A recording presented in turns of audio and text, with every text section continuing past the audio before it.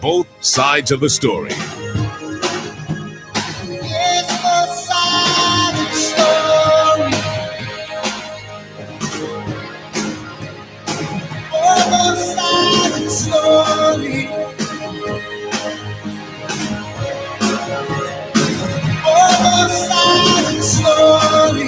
Both sides of the story. Both sides of the story.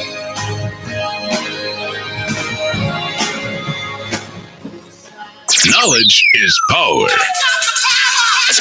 Class is in session. Power 106. Teacher. T. Take time. E. To explain. A. To assure. C. To care. H. To help. E. To encourage. R. To reward.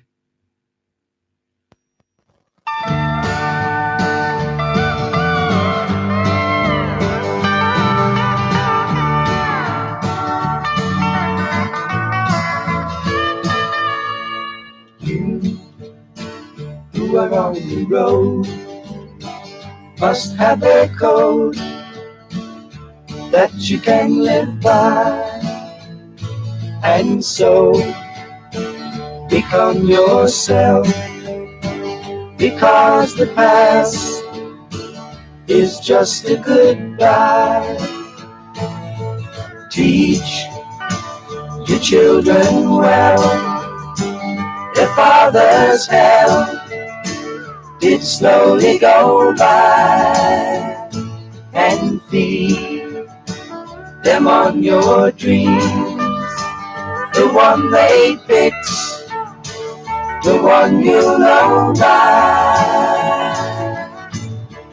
Don't you ever ask them why, if they told you you would cry, so just look at them and sigh. And know they love you.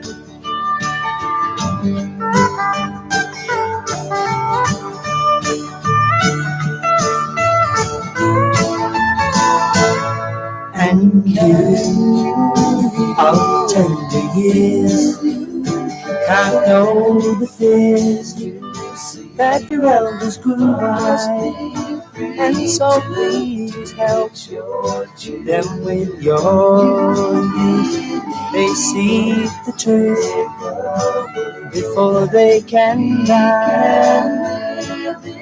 Teach your parents well, their children's hell will slowly go by, and feed them on your dreams, the one they picked, the one you know by. Don't you ever ask them why, if they told you you would cry, so just look at them and sigh. And know they love you.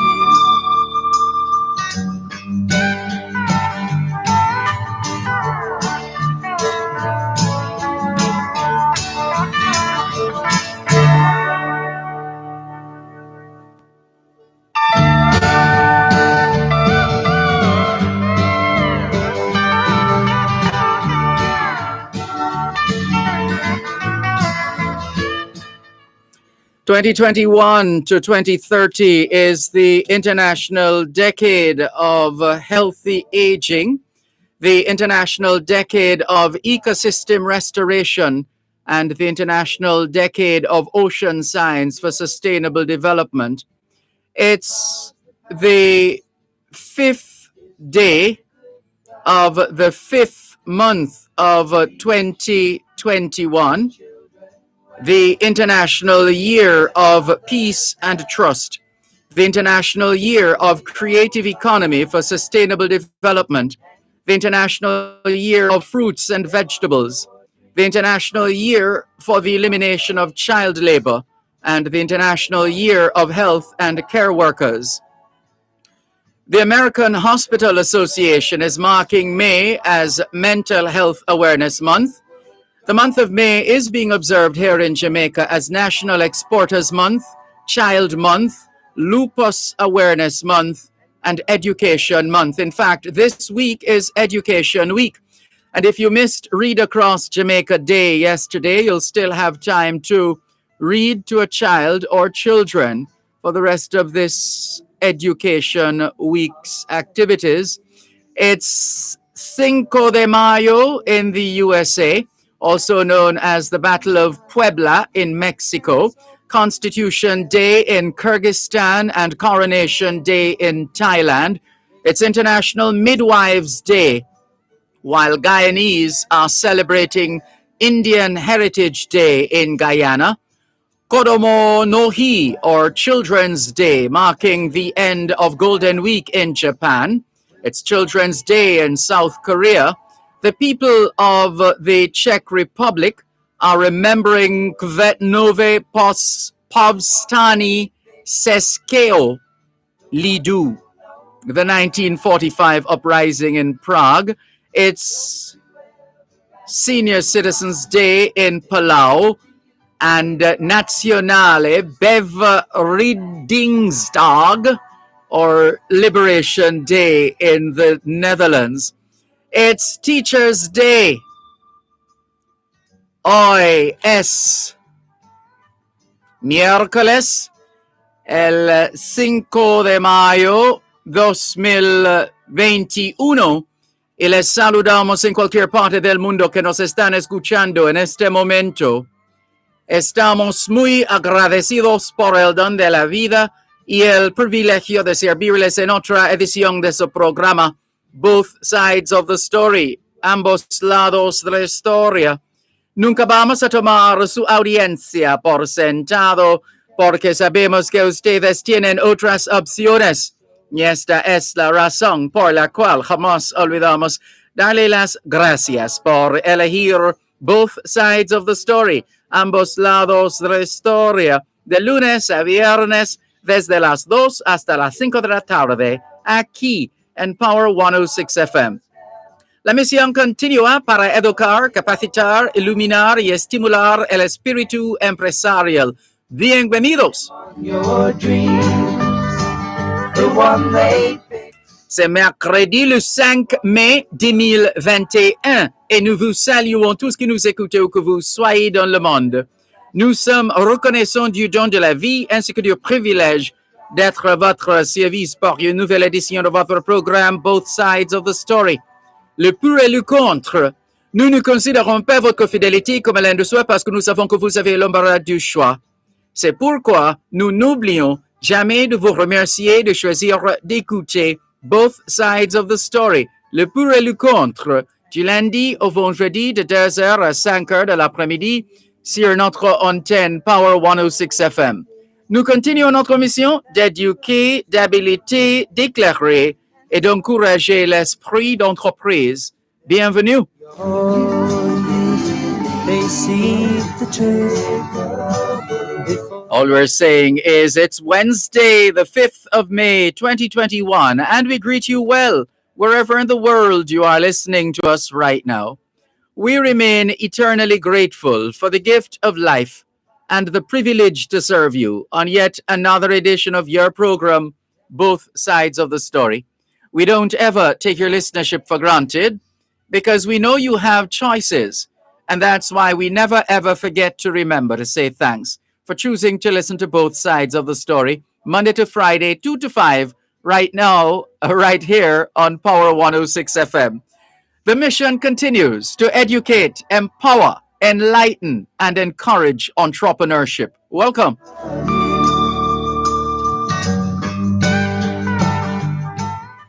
Good afternoon to those of you listening to us on 106.1, 106.3, 106.5, 106.7, and 106.9. From Moran Point to Negril Point, from the Goat Islands to Galena Point, this is Power 106 FM, serving Jamaica and the diaspora.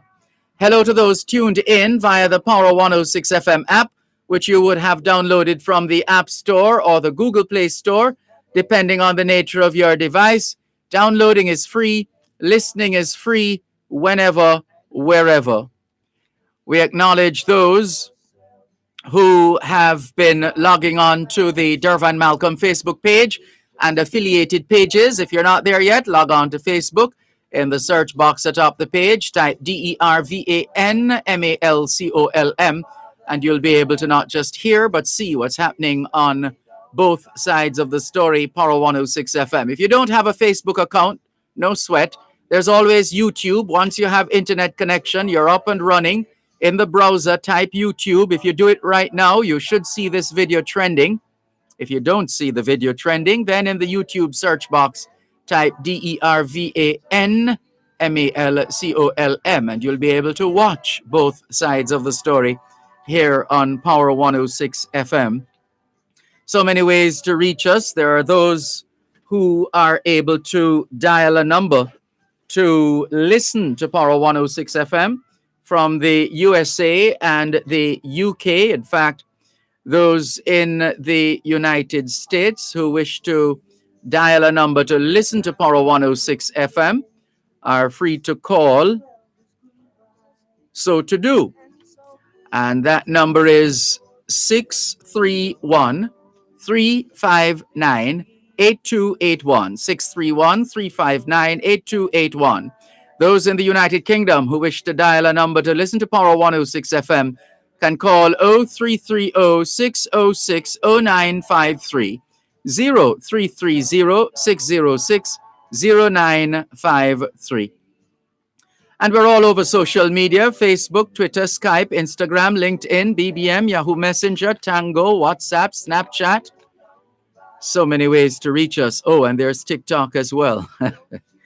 Whatever your platform of choice, we're ready for you. More in a moment. So just look at them and sigh. You're listening to Power 106 FM. The time is now 2:15. Become the hero on the scene by taking the COVID vaccine.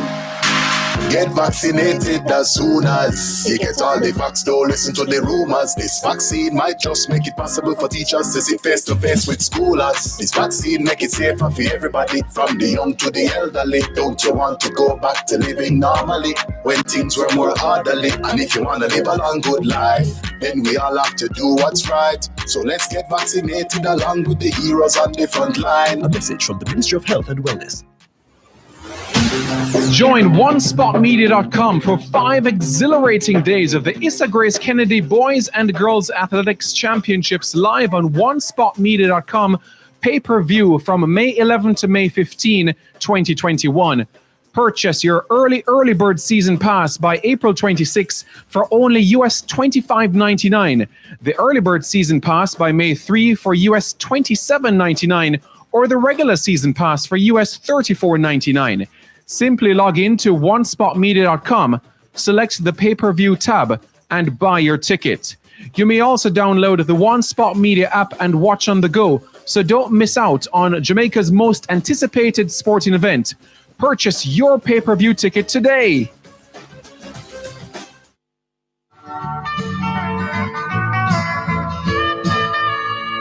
You who are on the road must have a code that you can live by, and so become yourself, because the past is just a goodbye.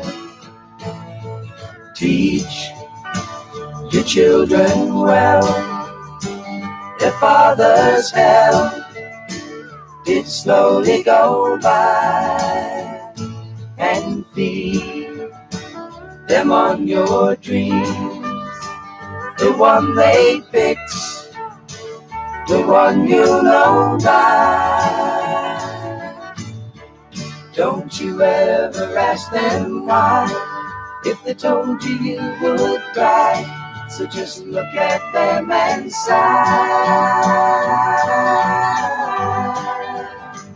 and know they love you.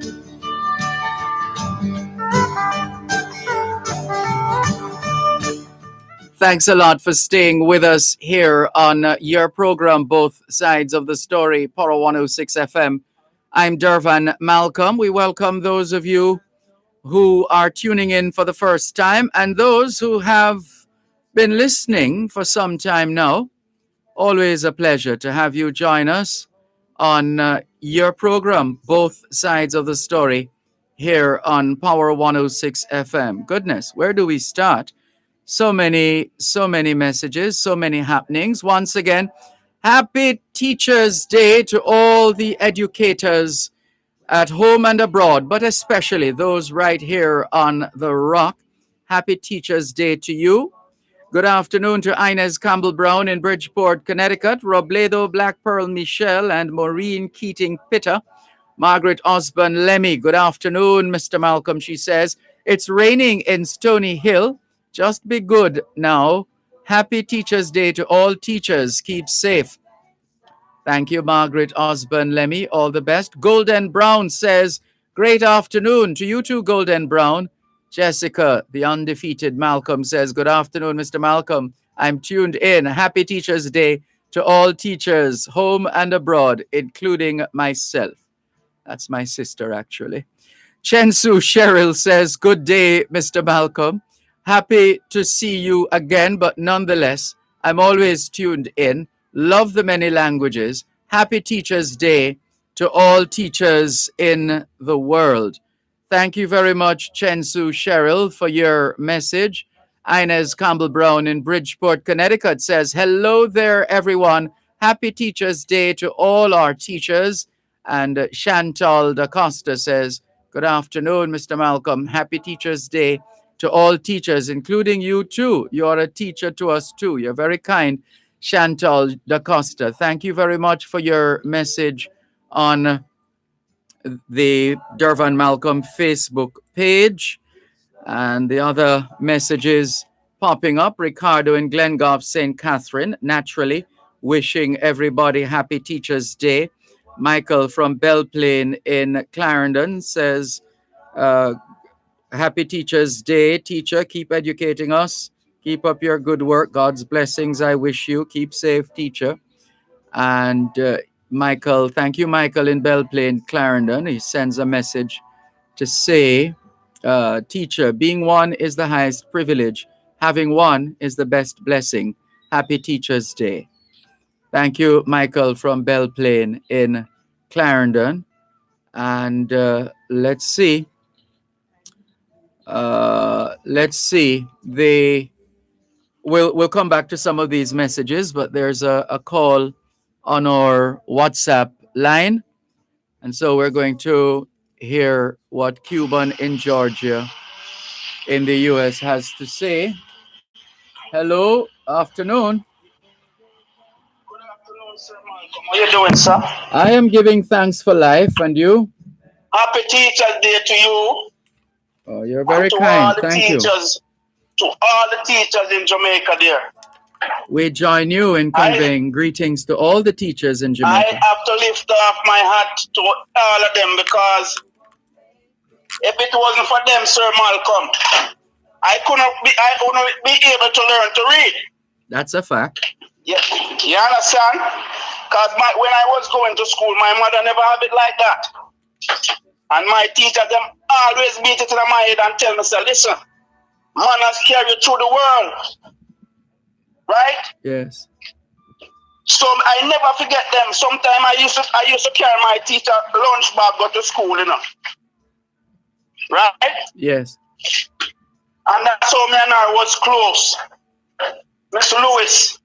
Which school was that? Kenwright Primary School. Kenwright? Say that again? Kenwright. Oh, that's Portland.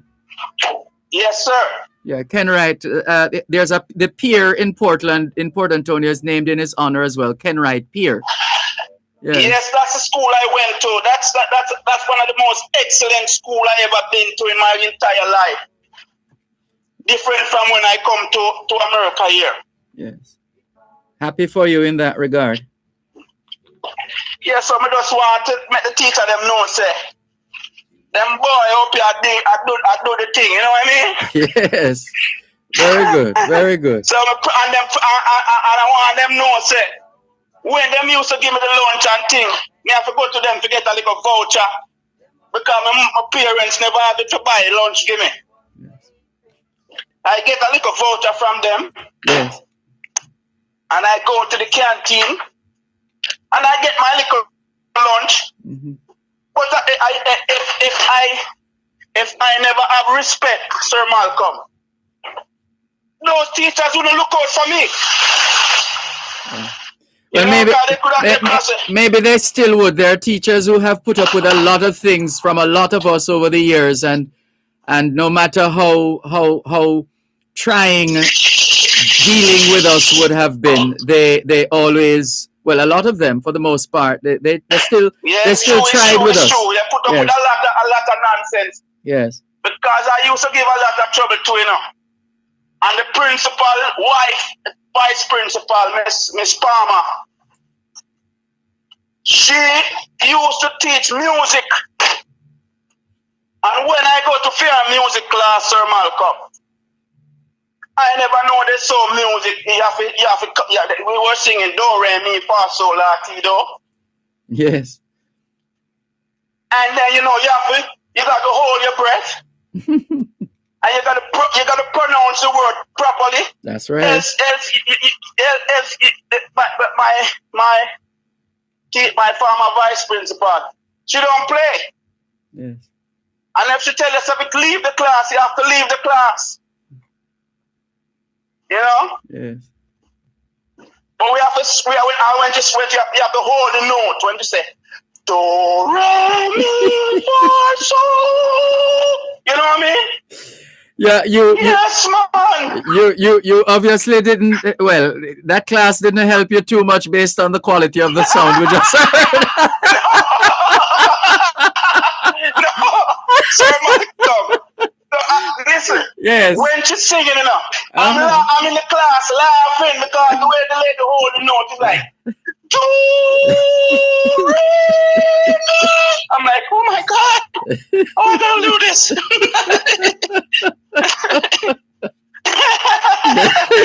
Yes, man. My teacher them. Yes. Remember some teachers, Sir Malcolm. I used to do soccer and football and running and all those stuff. Yes. And those men teachers, they were very good and very staunch in making sure that we get our education and we get our physical education too. That's right. Yes. Mm-hmm. Well, we join you in saluting all the teachers who have played their part. All the teachers from Maran Pine to Nigel Pine to Galena to the Goat Island. That's right. And it's over to you now, Sir Malcolm. I've enjoyed the rest of your day, sir. Thank you very much, and you do the same. All the best. Thanks for calling. Stay safe. Yes, sir. Take care. Bye-bye. Cuban in Georgia. Yes. Go ahead. So I'm going to I have an appointment to get my Pfizer vaccine tomorrow. Well, all the best. What time is the appointment? Yes, sir. I think it's about 2:15 or so, but right now they say you can't just show up, you know what I mean? Because they want everybody to get vaccinated, you know what I mean? Right. Well, please continue to be safe, and we wish you all the best as you take the vaccine tomorrow afternoon at just after 2:15. Yes, sir. Thank you very much, Sir Malcolm. And once again, have a good evening, sir. Thank you. You too. All the best. Take care. This is your program, Both Sides of the Story, Power 106 FM, still streaming live on the Cleaners website, go-jamaica.com, live on your smart devices all over the world. Taking your calls on 876-922-4112-5. Let's see, some more messages coming in. And yes, by all means, feel free to salute your favorite teacher or your children's favorite teacher or teachers from whenever, wherever. That's fine today. That's apropos. Jacqueline Simmons says, "Good afternoon, blessings, happy Teachers' Day. I salute you." You're very kind, Jacqueline Simmons. Thank you very much for the salute. Charlene Kelly says, "Happy Teachers' Day to every teacher in the world, including you, Mr. Malcolm, and to your sister as well." Thank you, and happy Teachers' Day to her as well. Lorna Fairweather says, "Mr. Malcolm, happy Teachers' Day to the many educators, including you and me. Special salute to teacher Atterbury from the Port Maria Primary School, who has gone on before us, one and only." Thank you very much. All the best, Lorna Fairweather. Kath Kelly says, "Buenas tardes, Mr. Malcolm. Happy Teachers' Day to all teachers here and abroad, including you too. You taught me, gave me info beyond what I know at my age. A big thank you, and keep doing the great job you're doing." Thanks for your kind sentiments, Kath Kelly. Cherry Henry says, "Good afternoon, Mr. Dervan. Happy Teachers' Day to you and all other teachers." Thank you very much, Miss Cherry Henry. Albert Stevens says, "Good afternoon, Sir Malcolm. Saying big up all the teachers at Saints Peter and Paul Prep School." Here's a teachable moment. It's not St. Peter and Paul Prep School or Preparatory School. It's not St. Peter and Paul. It's two saints. So it's Saints Peter and Paul. Saints Peter and Paul. Saints Peter and Paul Preparatory School in St. Andrew. Coming from Tiffany Stevens. And we'll come back to the rest of this message in just a moment. Teach your parents well. You're listening to Power 106 FM. The time is now 2:30. Become the hero on the scene by taking the COVID vaccine. Get vaccinated as soon as you get all the facts. Don't listen to the rumors. This vaccine might just make it possible for teachers to sit face to face with schoolers. This vaccine make it safer for everybody, from the young to the elderly. Don't you want to go back to living normally when things were more orderly? And if you want to live a long good life, then we all have to do what's right. So let's get vaccinated along with the heroes on the front line. A message from the Ministry of Health and Wellness. Everyday living, we make it worthwhile. Real people, real value. Oh, what a style! From kitchen to bathroom, a whole heap of tile. Home and things for everyday living. Fix up your home, fix up every room. Shop every day, shop real value. Pictures and faucets to catch your eye. We have the options, we have the style. Everyday living, so versatile. Real people, real value. Oh, what a style! Lowest price guarantee on everything you see. Home and things for everyday living. Tune into Farm Talk, 6:18 to 6:35 a.m. the first Tuesday of every month, and 6:18 to 6:45 p.m. the last Tuesday of every month for First San in the Field. Real issues, real solutions. Join the Newport First San team in the field as they identify problems and tell you how to address them. First San in the Field, real issues, real solutions is brought to you by Newport First San Jamaica Limited, the first on the land.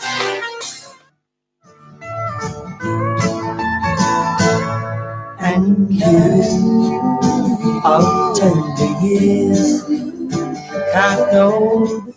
We started out this afternoon with an anonymous translation of the teacher as an acrostic, or some people would say as an acronym.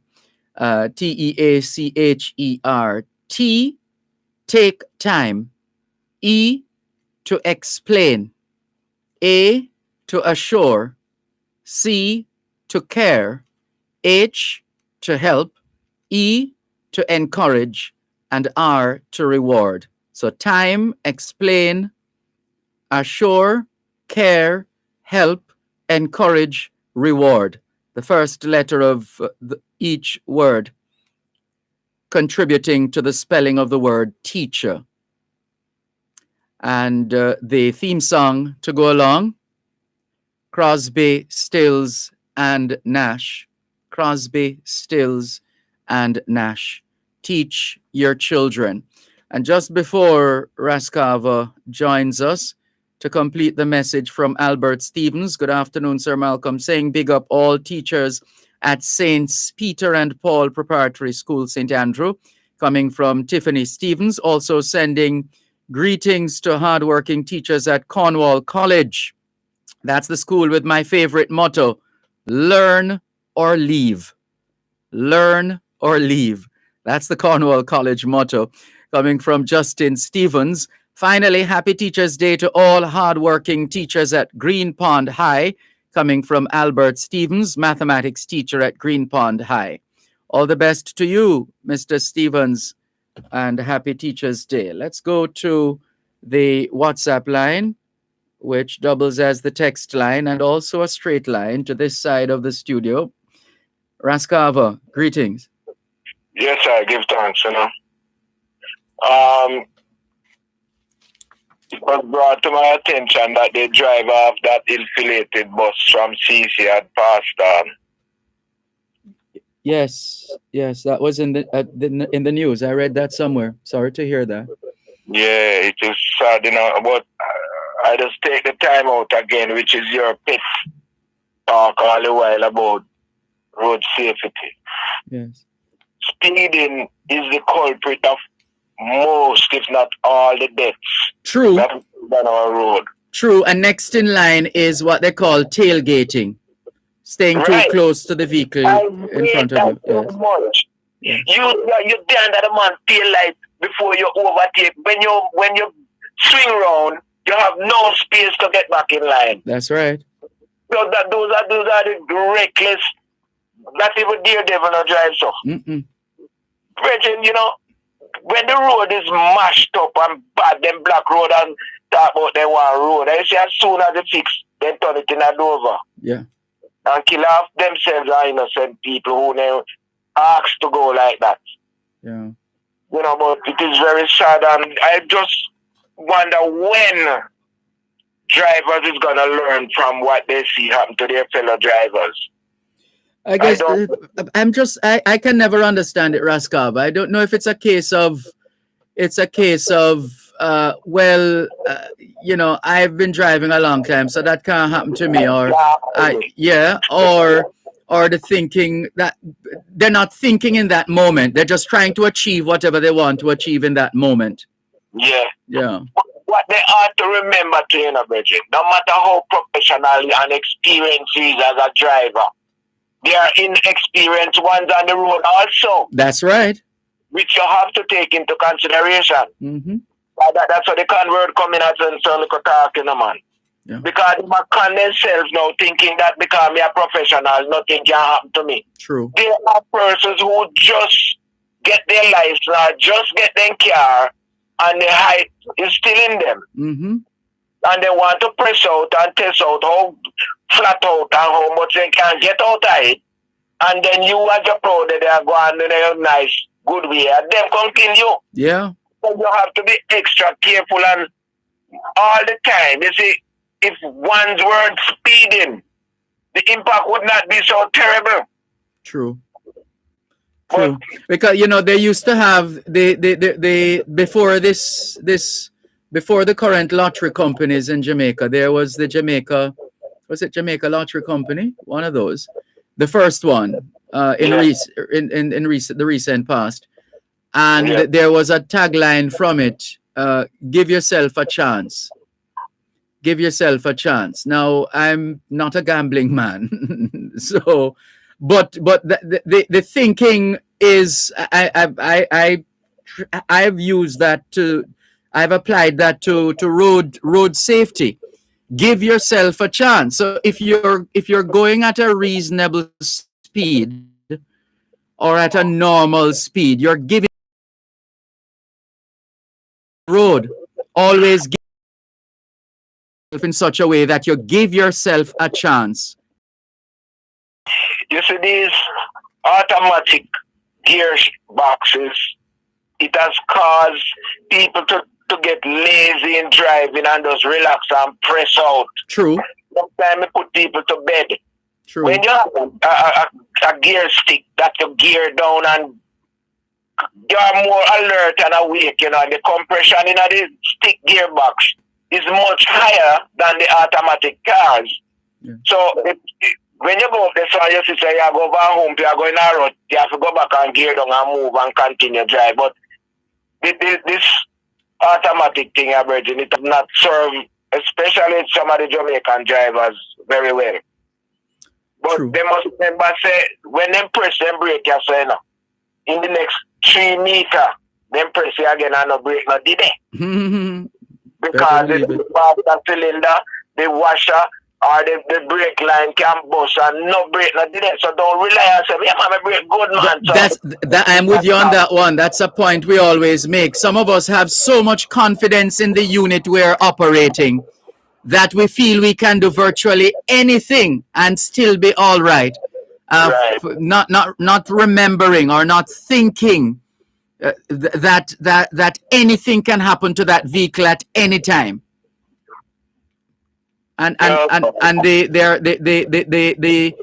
parts of the vehicle that we usually rely on for whether for an emergency stop or whatever the situation is, braking, etc.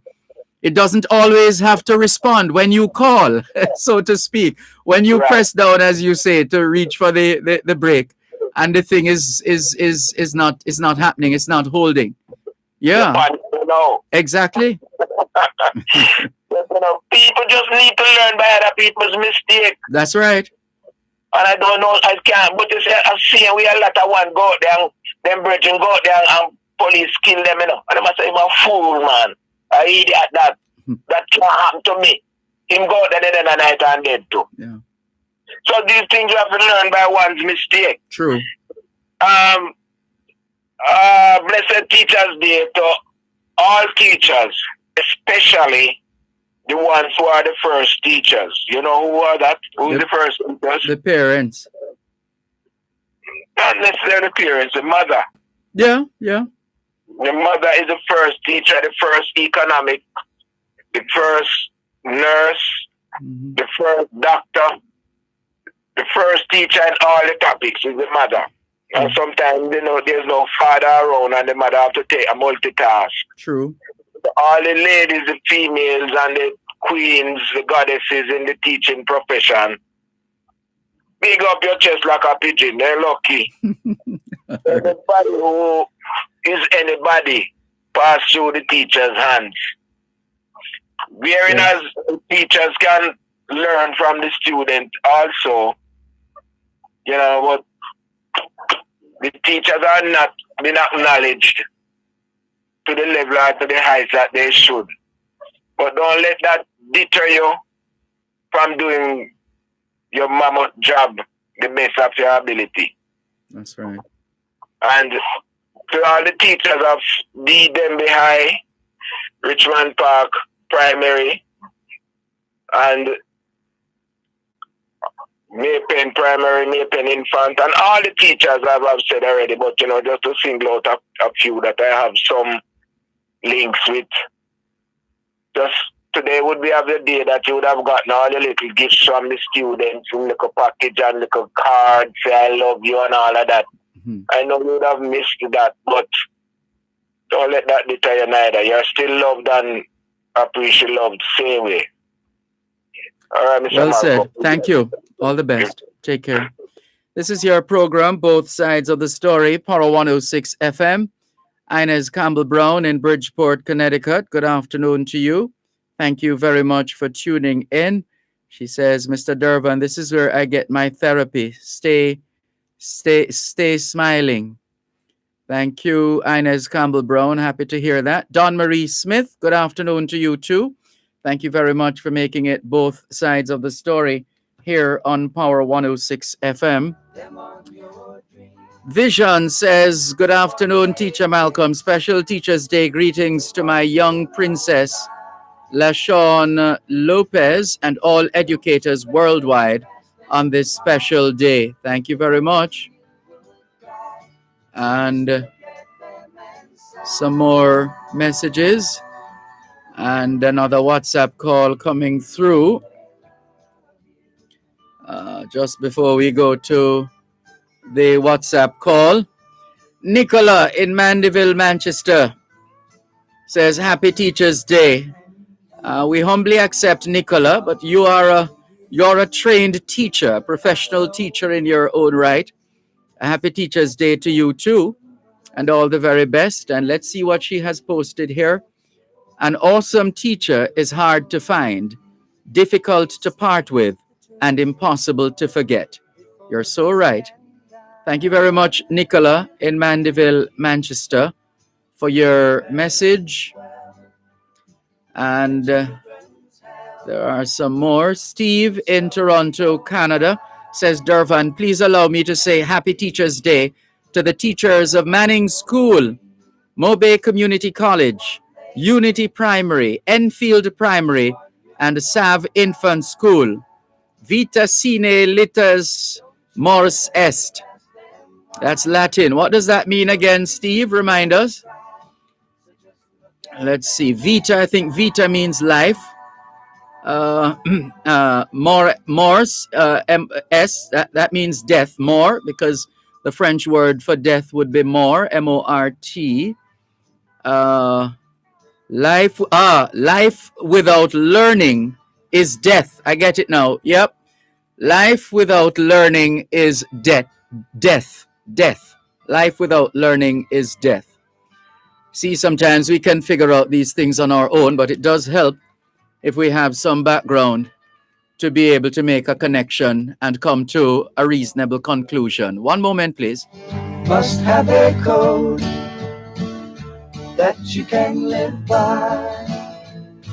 And so light up your life with a Brighter Days loan from First Heritage Credit Union. Get your unsecured motor vehicle loan or consolidate your credit card payments. The time by First Heritage Credit Union is 2:45.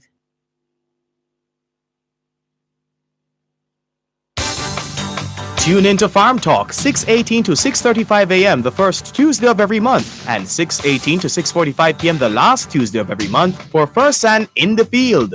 Real issues, real solutions. Join the Newport First and team in the field as they identify problems and tell you how to address them. First and in the Field, real issues, real solutions is brought to you by Newport First and Jamaica Limited, the first on the land. So just look at them and sigh, and know they love you.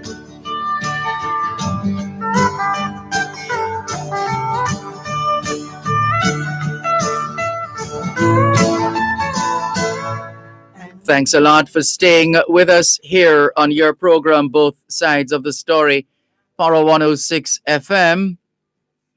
Raymond is on YouTube. He says, good afternoon to Mr. Malcolm and to your viewers and listeners. Good afternoon, Raymond. Jennifer Stewart from Q Road in Kencott says, good afternoon, Sir Dervan. Happy Teachers Day on behalf of my grandson, Dwayne Pennicott, to Miss Anderson at Constant Spring Primary School. Good afternoon to Miss Anderson at Constant Spring Primary School, coming from Dwayne Pennicott, Jennifer Stewart's grandson. Albert Lewis says, sir, somewhere on PJ Patterson Highway heading east. You navigate wherever you are right now as safely as possible, Albert, and all the very best to you. Let's continue with more on your program, Both Sides of the Story, Power 106 FM, with a call on WhatsApp from Florida. Good afternoon. Good afternoon, Mr. Malcolm. How are you doing? I'm fine, thanks. How are you? I'm okay. Okay, before I go to my point, I hear several versions pertaining to this word, so I'm going to ask you what it definitely means. What democracy mean? Demo refers to people, and crassy refers to a system, a state.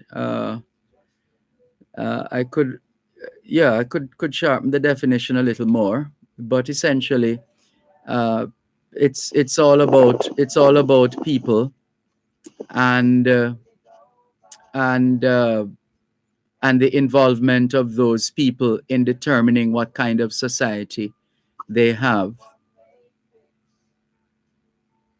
Okay, so if a person say in our democracy we can do certain things, I mean that's how the system works. Yeah, yeah. They more accurately, let's sharpen it as we say it. We said demo, uh, representing the people, or demos, the people, and kratia refers to power or rule. So it's kratia that has evolved to become krasi. So on the one hand, it's the people. On the other hand, rule, power or rule, which means rule by the people, or people power, if you prefer. Yes. All right, pertaining to the drive, because I was listening to you on our cover about the driving.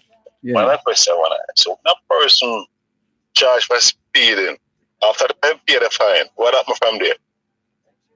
After you pay the fine, that's it, because you would have accepted culpability for your actions. If you disagree, then it means you go to court and defend yourself, or have a lawyer represent you. So if them charge you for the second time for speeding again, what happens to your license? I'd have to refresh my memory. There's a little booklet, or there's a booklet. Booklet suggests it's little already. There's a booklet with which oh gosh, I think I have it in the car actually. I think I have a copy in the car, but it tells you how many points you lose when you commit certain infractions, and at what point it could lead, accumulating a certain number of points can lead to the revocation of your license. But that hardly ever happens from our following of news over the years in Jamaica, unless it happens behind the scenes and never makes the news, but hardly ever happens. So I think that is something that caused somebody accident there. You pay the fine, you have to pay it again, but if your license go in suspension and you get caught driving on a suspended license and you get locked up, I think that would most drivers would be more aware and more careful how they operate on the road. For what it's worth, though, we're discussing a matter that would relate to the existing Road Traffic Act. There's a new Road Traffic Act, but it hasn't taken effect just yet. The regulations are apparently still being formulated and formalized, and that's been going on for quite a long time. So that in and of itself doesn't speak well for the kind of importance we attach to getting this legislation implemented, because it's been a while. So that in and of itself is a sad statement on our the level of importance that we place on the Road Traffic Act and getting the new one up and running.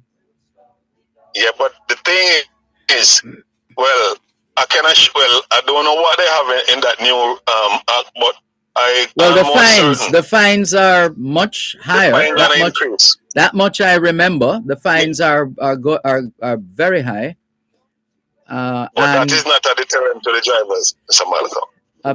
Well, apparently up to now it hasn't. Well, it hasn't deterred, but we no doubt it would have an it would have an effect on some people. Some people would have, in trying to avoid, well, the current penalties, financial penalties. People would have done their best to avoid being ticketed, because I think, what's the highest? Is it 15,000 or more? Something like that. Yeah, but what about Yes. those who it's the problem is some can pay it, so they will do it again and again. But if they know after three times you commit the same offense, you're going into custody.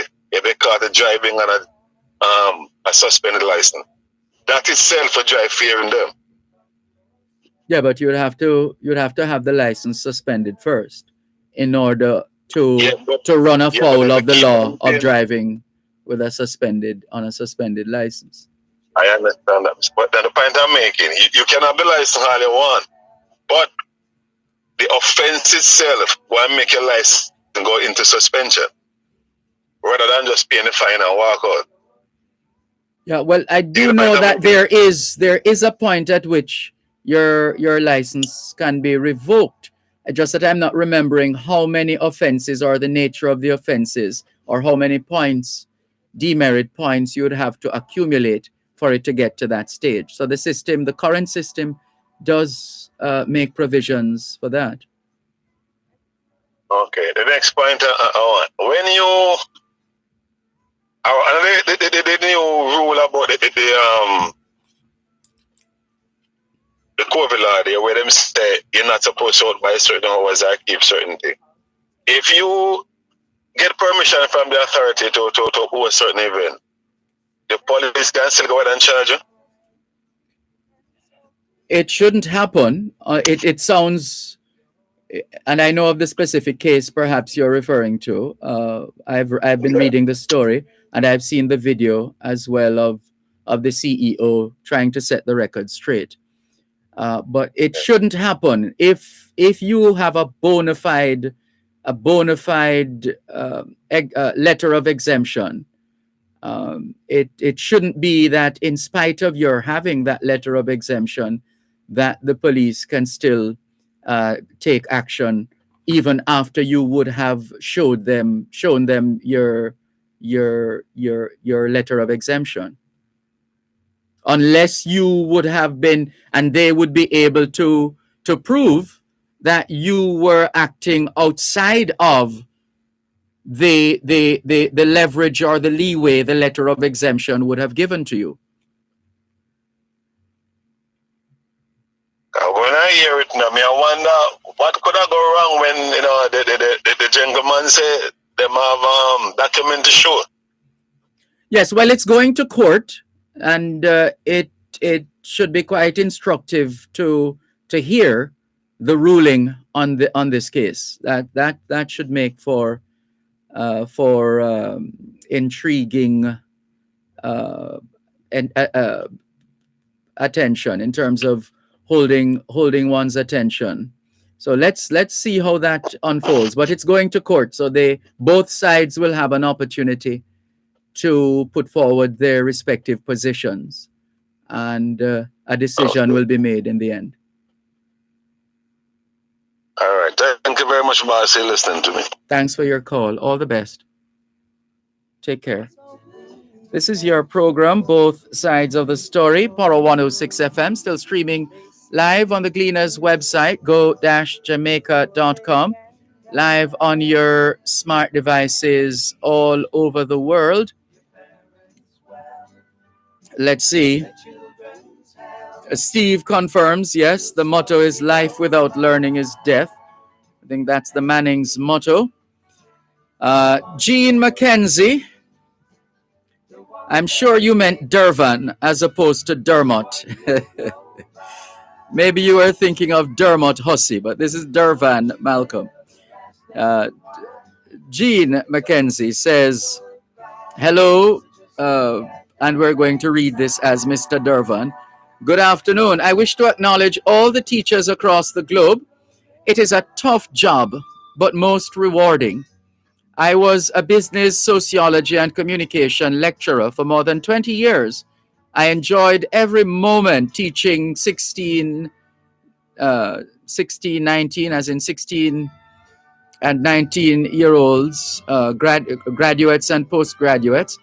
Mr. Dervan, I can assure you that many of our drivers on the road in Jamaica would not be driving if they had to drive a stick shift car, or a car with a stick shift. That's the gearbox there, stick shift. It involves good analytical thinking, and for the most part, some of our egotistic drivers in Jamaica are lacking in that area. Thank you very much for your message, Jean Mackenzie. And here's another teachable moment. It's very easy for us here in Jamaica to pronounce Licence as license. We tend to say license. It's not, well, if you're talking Jamaican, fine, you're free to say license. If you're speaking English, then you should know that it is license. License. The English spelling is Licence. The American spelling is License. Also, in Jamaica and elsewhere, and the US, and for the most part elsewhere, they refer to the license as a driver's license. In England, it is called a driving license. Driving license in England, as I remember it, and driver's license in America, Jamaica, etc. But the correct pronunciation of Licence is license. License. If you're talking Jamaican, then license is fine. If you're talking Jamaican, you can say license. But if you're speaking English, it's license. License. More in a moment. Don't you ever ask them. You're listening to Power 106 FM. The time is now 3 o'clock. You better stop, drop, and listen up. For all your fire loss prevention and industrial safety needs, go to National Safety Limited. They design, install, supply, and service fire alarm and suppression systems and fire extinguishers. They also sell PPEs, that's personal protective equipment to keep you safe on the job. Plus, they're your source for Timberland safety shoes. Visit their website at nationalsafety.com.jm and follow them on social at National Safety Limited to find out more. National Safety Limited. Your safety is our concern.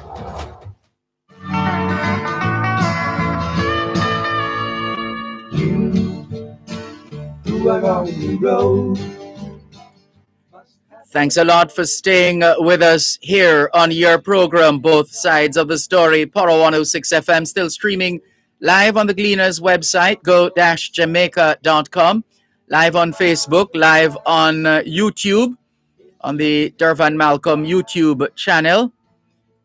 Pretty easy, pretty simple. Go to the YouTube website and you should see this video trending. If you're not seeing it, then in the YouTube search box, type DervanMalcolm, and you'll be able to watch quite freely and comfortably. Feel free to message us on YouTube, and please subscribe to the Dervan Malcolm YouTube channel. How about that? Here's Miss Olive to tell us about the days when she used to teach. Miss Olive? I wish. No, sir, I didn't have the patience. And then children were orderly in class. So no, I wouldn't even spell the name teacher. You're sure you're not overstating it? We do that all the time when we look back through the years. We say, boy, in our time, we were disciplined. We were orderly. And then if you were to go back for the video footage from your days, it would be a different story. No, please. When Really? you compare what is happening now in the schools and with the children and when we were going to school. Look here, I used to take pleasure in carrying my teacher Some things used to happen, Miss Olive. It's just that back then there were no cell phones and social media, etc. Well, that helps us. No, I'm not discounting. I mean, in terms of the you would have always had. Yes, maybe back then, whether by virtue of it not being magnified on social media or from cell phones, WhatsApp, whatever, or just or just not making it to the news, because getting into the news back then wasn't that easy. But I do recall, and I'm saying this because I've gone through the archives, and I have come across stories of student hitting teacher, and students' parents, or whether mother or father challenging teacher, etc. I've come across a couple of those, and I don't want to give the wrong years, but some 50s, 60s, 70s, yeah, one or two popping up, yeah. But as you said, well, so you can always debate. We can always debate how much better or worse the time period is or was. But when you get down to it, yeah, it's some things have happened. Yeah. Yeah, I'm not saying no, because you have some schools who I may tell you, I like Jonestown Primary was one of them. They said, I want to try to go there. Everybody want them children to go to St. George's and Central St. Branch. George's Girls' School. Oh yeah, that's right. I wanted to go because I just live down the road from there. But then we weren't rich and I live at Rum Lane, so I couldn't go there. So that's why I ended up at Central Branch. And I thank God for Central Branch. Look what Central Branch did for you. I'm Kingston Technical because I wanted to go to Woolmer's. Yes. I wanted to go to Woolmer's so really badly. You remember as you mentioned Woolmer's, do you remember the little girl? I think we talked about it on this program. The little girl who passed for Woolmer's and was crying. She passed for Woolmer's Girls and she was in tears. She made the front page of one of the papers. We actually talked about it on this program. Both of us. You called us. I mentioned it on air. You're not expected to remember a lot of things at this time. All right, you're not going here, please. But it's only me you can be, so let me tell you, don't turn on balance play, I don't know anybody by that name. Who's Balance? Me neither. No, please, I tell you, stop. Yeah, man, I wanted to go to Woolman so badly. Yes. And them said, no, please. So they give me off scholarship to Kingston Tech. And my mother said, when you go to technical, you're rounded. Yeah, Kingston. You're rounded, you learn everything. Absolutely. Kingston Technical. Mm-hmm. Yeah, my father went to KT. Mm-hmm. No. I'm mixing up the schools. Sorry, he went to Stats. Oh, Stats. Every now and then I mix up Stats with Kingston Technical. No, Kingston Technical came after Stats. Right. And I didn't do the home economics because I never liked our program assistant Dervan is telling us that Kingston Technical was before Stats. Long before Stats. Yeah. Yes. Yeah, man. Mm-hmm. Yeah, so I tell you now, we couldn't take the apron and cap thing. So I say, and I wanted to do, I must have told you before, I wanted to be an engineer. Really? What kind? Because I love figures. Oh, a financial engineer? Whichever, I never know, I'm an engineer, I never know.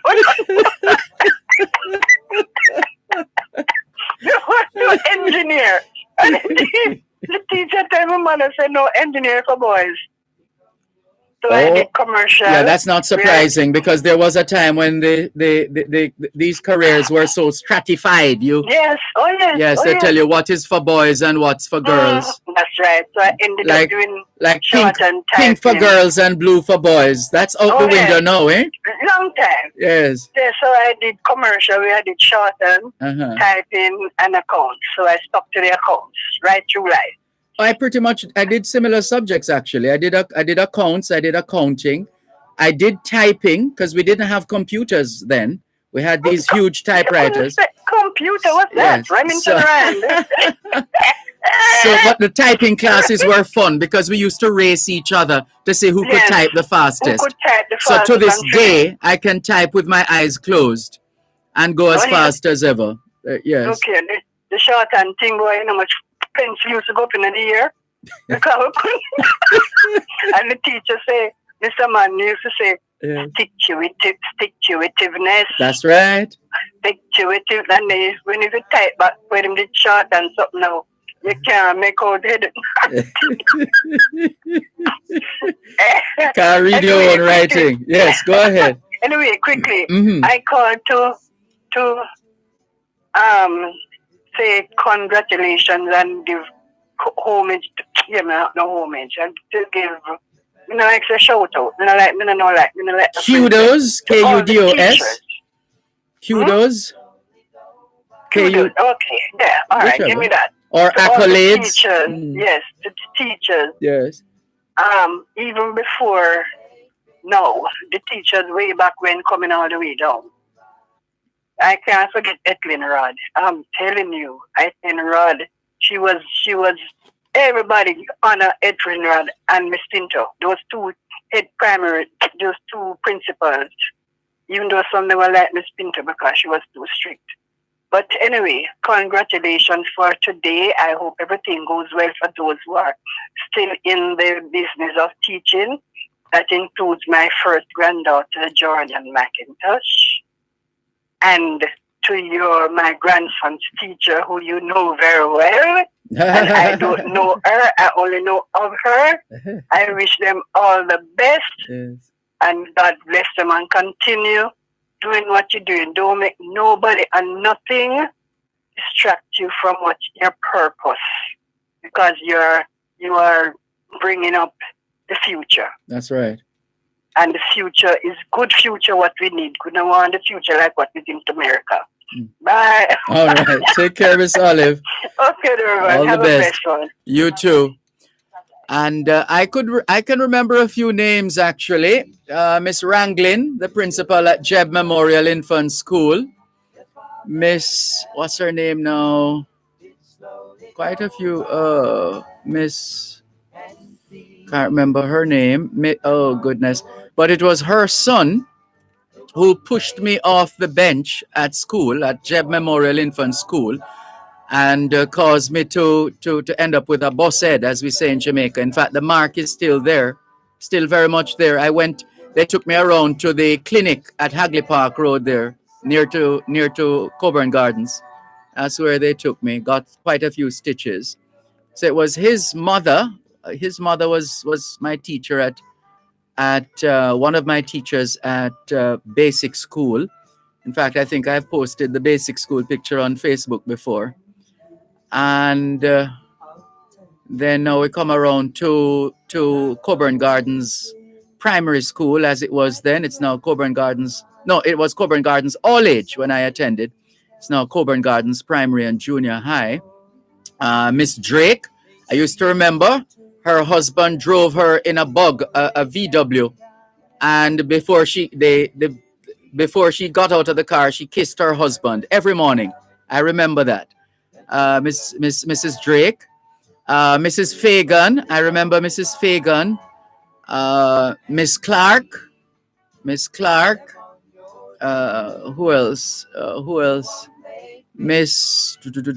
Trying to remember them. And then at Calabar, so many. Goodness. One of my favorites would have been, apart from the late Mrs. Gordon, who taught me English at first form. Was it first form, second form? By the time I got to third form, my teacher was, what's her name now? Goodness, I'm in trouble. She now works out of the Ministry of Education, Youth and Information. Last time I checked, she used to work at Power 106 as well. Dorrit, is it Allen? Oh gosh, I'm in trouble now. Right, but she taught us English in third form. And my French teacher, from first form up to, I think by fourth form, I had Cecile Hemmings, Mrs. Hemmings. And before that, of course, Mrs. O. Davis. Mrs. Davis was the epitome of who a teacher should be. Mrs. Davis. Mrs. Davis was awesome. She was powerful. She was at the same time warm and loving and kind in everything. She was sharp. She'd be sitting there in the language lab with us. We're having our class. Now, the boys who are supposed to be in class and are out of class, not her class, nobody would run that risk, but they would be trying to sneak past the door without her seeing them. So they would dash across the door and she would just shout out the name. For example, she would say, Brown, why are you not in class? And you wonder, how could she have seen the little boy through the corner of her, well, obviously through the corner of her eye. She was good. At one stage, I used to call her Eagle Eye because she could pick you up from a distance. And then, of course, there's a story I think I've told before on this program. She was always at school, always on time, not just on time, but ahead of time, always early for her classes. So as usual, she got to class and she closed the door. Some boys went outside running up and down. And by the time they were ready to get back into the class, the door was closed. So they were out there looking through the decorative blocks and calling out, Miss, Miss, Miss, Miss, Miss, Miss. And she waited until they were quiet. Then she said, you ever heard the story of the 10 virgins? 5 were wise and 5 were foolish. You must be among the foolish ones. Oh boy, Mrs. Davis, a good afternoon to her daughters who are very well placed in their respective positions. More in a moment. And know they love Coast to Coast Concrete, the high quality concrete for fencing, roofing, foundation, and road surfacing. Call 876-754-7472. The time by Coast to Coast Concrete is 3:15.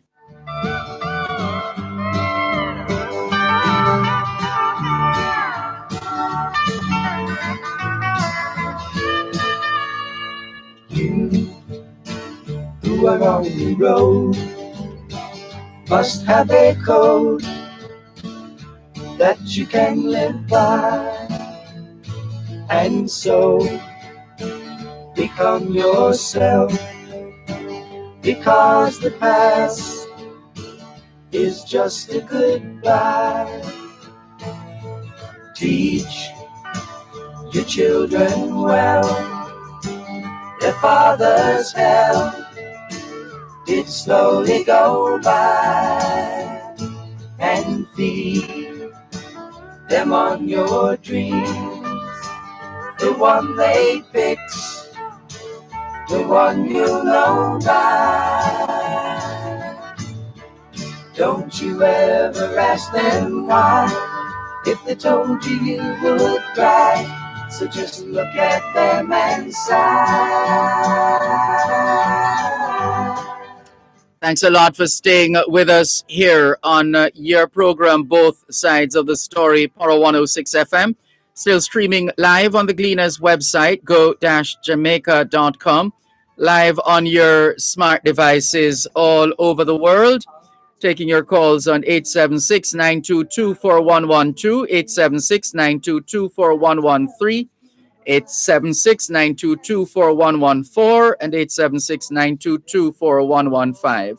The text line, same as the WhatsApp number, 876-365-3346. Quite a few messages popping up. Rose in London says, good afternoon to all. Good afternoon, Rose. Patrick Brown says, hi, Mr. Malcolm. This is Patrick Brown in the USA. Looking forward to the interview at your convenience. Sure, Patrick Brown. Thank you very much. Keith Lewis says, afternoon, teacher, texting from Monique Gardens from last week. I'm not hearing you on 106.7. Can you inform the engineering department to look into the matter, please, and thanks? Well, hopefully they listen to this program and are hearing that. If not, well, whether or not, we'll still send the information to the transmission group. So we're taking a picture. Let's see, where is it? See if we can get a little closer here. Let's take a picture of the message and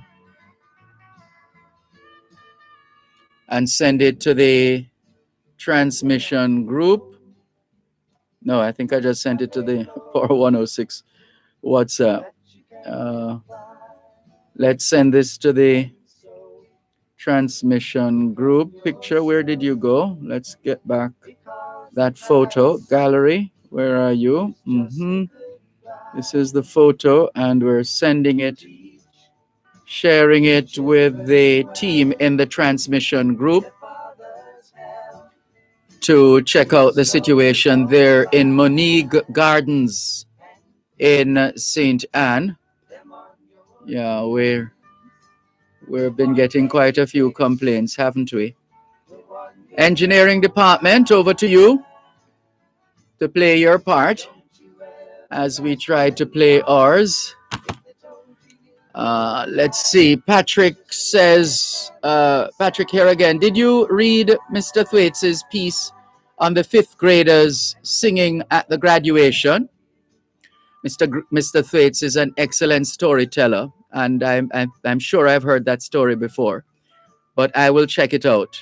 Thank you very much, Patrick. All the best. Let's see. Here's another one. Dorrit Campbell. Yes, Vivette Malcolm. Thank you very much. Dorrit Campbell, who used to work at Power 106, she taught me in third form, taught me English in third form at Calabar. Thank you very much.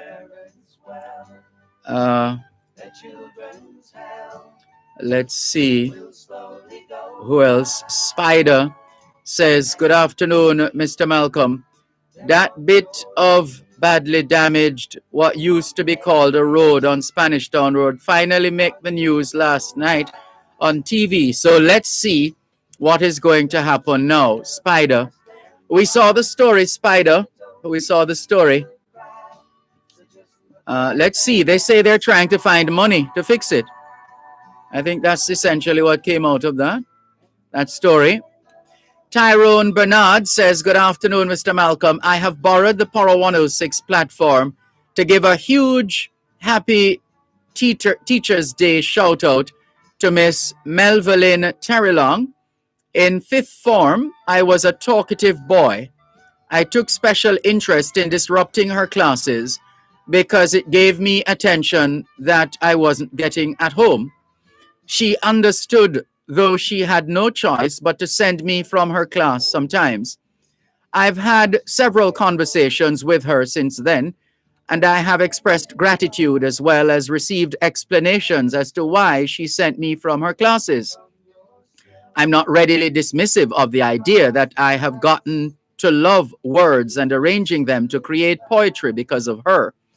She was an English language literature teacher. She has designed a man who aspires to impact at least one person as she impacted me. Happy Teacher's Day, Melvin Terrelong, coming from Tyrone Bernard. That's a rather heartwarming message, and we're happy to have been able to read it publicly, and hopefully Ms. Melvin Terrelong is listening. All the best. Well done, Ms. Terrelong. Kevin Dunk says the student outperforming his third form teacher. You're too kind, Kevin Dunk. No, it just means I've learned a lot from my teachers. A whole lot. Because I was not easily distracted. I did pay attention in class. I did. Always. And, well, there you go. It has paid off, hasn't it? Yes, it has. Some more messages before we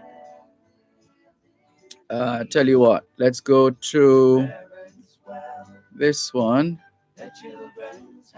Clarky Bless in Hunstown, St. Mary says, good afternoon, Mr. Malcolm. Happy Wednesday to you and your listeners. I just want to wish for all the teachers across Jamaica, happy Teacher's Day A big shout out to the teachers of the Mount Angus Primary and Junior High School, the Derry Primary School, and the Hunstown Basic School. Enjoy your day, teachers. Clarky bless in Hunstown, St. Mary. All the best, Clarky bless in Hunstown, St. Mary. And let's see who else is messaging us. There are some messages, some leftover messages as well, you know. Jeez. Who's this? Shouting out firefighter Nesbeth of York Park Fire Station in downtown Kingston. This was yesterday from Cuban in Georgia. He was also saying, big up the firefighters from Moran Point to Negril Point. Keep it up. Thanks and manners every time. Sorry, we don't like to miss messages, but so it is. My teacher, good day to you. I'm not hearing nothing from Power 106. Well, here's another teachable moment. You have already said, I am not hearing, so you will have to say anything. I am not hearing anything, as opposed to I am not hearing nothing. If you're talking Jamaican, then that's fine. It's fine to say not hearing nothing. But if you're speaking English, I am not hearing anything. I am not hearing anything. You can't have the two negatives, not hearing nothing. No. One negative, one positive. Not hearing anything. As opposed to right. But this is serious. So this is another complaint with respect to our transmission. Miss B in St. Mary. Let's send this one to the transmission group once again. Sorry about that, Miss B. Good afternoon, Dervan. I hope the necessary authorities will look into the matter of that pit that was discovered on Jones Avenue in Spanish Town, St. Catherine, to see if there are any other human remains in it, in case it was being used as a dumping hole for, I don't know, you have illegal killings here, but for killings. Also, I do hope that the government will dump up that pit with large boulders and seal it with at least a 3-foot thick pre-mixed seal, pre-mixed concrete, and that it be monitored on a regular basis from now on. It's a pity that such a small community with so many, well, I don't know the extent of, well, such a small community has some of these individuals who are up to no good with guns, and they cannot be caught and the guns recovered. No doubt some have been caught and some guns have been recovered, but they find ways of getting more weapons. This one says, good afternoon, Professor Malcolm. You're very kind. Please emphasize the importance of all COVID protocols to be observed because we're not yet out of the woods. We're still in the 15% range of positivity. Let's give God thanks for recent trends in the numbers. Thank you very much for your message and all the very best to you. Just making sure that we have this contact. Thank you very much for your message. And let's go to let's go back to the other platforms right now. Who is this now? Steve, I'm not sure what this is. We'll come back to that in a moment. Here is, right, we'll come back to that in a moment.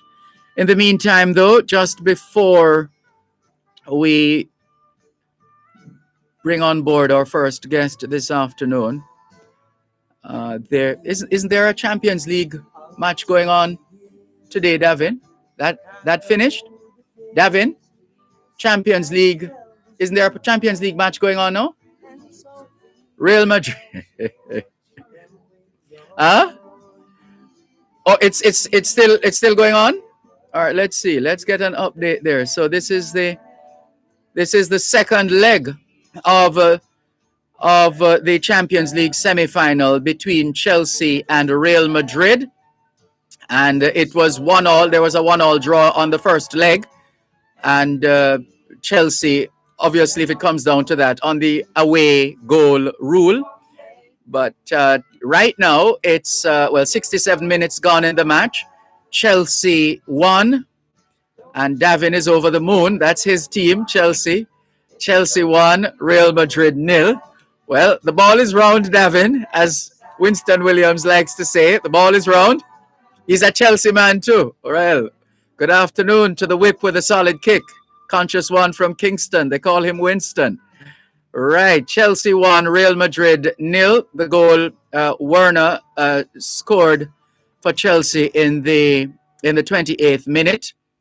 And so Chelsea essentially leading this semi-final 2-1 on aggregate, 70 minutes gone. And it's time for us to take a break and come back with more on your program, Both Sides of the Story. Must have a code that you can live by, and so become yourself, because the past. You're listening to Power 106 FM. The time is now 3:30. My beg soldier for stop the bad driving and speeding on the motorcycle. See that now? Him crash and dead left him pitney them. I beg him wear long pants, proper shoes, jacket for protect him entire body. As the helmet, him said nobody now go see him. Well, who go see him now 6 foot deep? Motorcyclists, obey road rules. Wear your helmet. The pillion rider too. You must obtain a driver's license and insure and license your bike. This is the law. A message brought to you by the National Road Safety Council, the Ministry of National Security Live Good Program, and the National Health Fund. Tune in to Farm Talk, 6:18 to 6:35 a.m. the first Tuesday of every month, and 6:18 to 6:45 p.m. the last Tuesday of every month for First Hand in the Field. Real issues, real solutions. Join the Newport First Hand team in the field as they identify problems and tell you how to address them. First Hand in the Field, Real Issues, Real Solutions is brought to you by Newport First Hand Jamaica Limited, the first on the land. If they told you you would cry, so just look at them and sigh, and know they love you. It is Teachers Day 2021, and we'll come back to more of your messages and notes to your respective teachers, past and present, in just a moment. In the meantime, let's share with you an ambitious project. You know, as Jamaicans, we have ambition, right? Yes, we have a whole lot of that, a whole lot of ambition. And we have achieved a lot as a country in so many different areas, and still more to achieve. There's a Jamaican we have featured before on this program, Both Sides of the Story, here on Power 106 FM. He is Kibwe Magan, and you may recall he introduced us to a platform called We Pay Jamaica. Well, he's back because there's a new development, a personal project. He calls it Project 1000. We Pay Jamaica's Guinness World Record attempt. Kibwe Magan, you don't rest, do you? You're always always up to something, always trying to make a difference, always trying to make your mark, and always trying to excel, like the word excelsior, higher yet, higher still. What is driving you, Kibwe Magan? What drives you? Well, I'm a Wolverian, so I want to say I get quite a gift. But of course, I mean, yes. technology doesn't sleep. Technology for us, I mean, in technology land, I mean, the difference between what you had today is literally 2 weeks before there's an improvement. So again, heading WePay Jamaica as a fintech firm, we're always on the cutting edge of stuff. So recently, as you know, I'd have discussed, WePay with you. Yes, can you, we always we like to say the R in radio is for repetition. And the experts tell us repetition is the greatest form of pedagogy. So even if we have heard it already, nothing is wrong with repeating it. Just for the record, just so people know what we're talking about when we talk about WePay Jamaica. So yes. WePay is a fintech firm from Trinidad. We're across the region, several islands, Barbados, St. Lucia. We have been referred to as the PayPal of the Caribbean. So any form of payment online, WePay has a solution for it. So we have different solutions across the different jurisdictions. In Jamaica, we offer an amazing service where, we allow people to get paid online in their local bank account through services such as click-to-pay invoicing, or through our next product called WeShops, where you're able to set up shop, sell online, and get paid in your local bank account, or just be able to accept transfers through credit card payments. So that's who we are in a nutshell. Got you. Right. So having reminded those of us who know of the story and enlightening those who didn't, go ahead now and tell us about this WePay Jamaica Guinness World Record attempt. Yes. So the attempt is really hinged around having the most users in an online web development. So we decided that, we looked at the market and we said, what could we do to improve the livelihoods of Jamaicans, and how could we help to jumpstart or kickstart the economy, coming out of COVID, because of course we're hopeful. So after ends, I want to say we were inspired to launch this thing called Project 1000, where we're giving away 1,000 free e-commerce ready websites. Now, what that means is that we are literally giving away a free site to small businesses. We're talking micro and small, to young entrepreneurs, to people who have Instagram stores, to anyone who's ever wanted to try a thing online and sell. We're now giving you a store opportunity that you can sell and have that money deposited to your local account. A lot of people may be familiar with stuff like Shopify and Wix, having store solutions, but they know that once an item is sold, that money is stuck away in accounts like PayPal. So we said, this is our code. This is called WeShops. We're allowing people to sell and have that tangible money end up in their account. They could just go to an ATM and withdraw it or spend it through a debit card. So that's what we're doing, and in the hopes of literally pushing Jamaicans into that digital economy and digital space. And so now, for those listening who would love to have one of these online shops, so to speak, one of these digital platforms through WePay Jamaica, what do they have to do? How do they get on board? Well, you can simply go to www.weshopscaribbean.com, and WeShops is WISHOPS Caribbean.com. Once you go in, you'll see a banner on the top of that site called Project 1000. You must hit that banner and fill out the contact form that you see there, because that's the only place that the free website is being given out. If you were to just go through WeShops regularly, you'd have to pay a monthly subscription fee. So we're laxing that so that we can get as many people online as possible. I don't know if you recall, Dervan, but we were the first people to take the Pan Chicken Men online. Yes.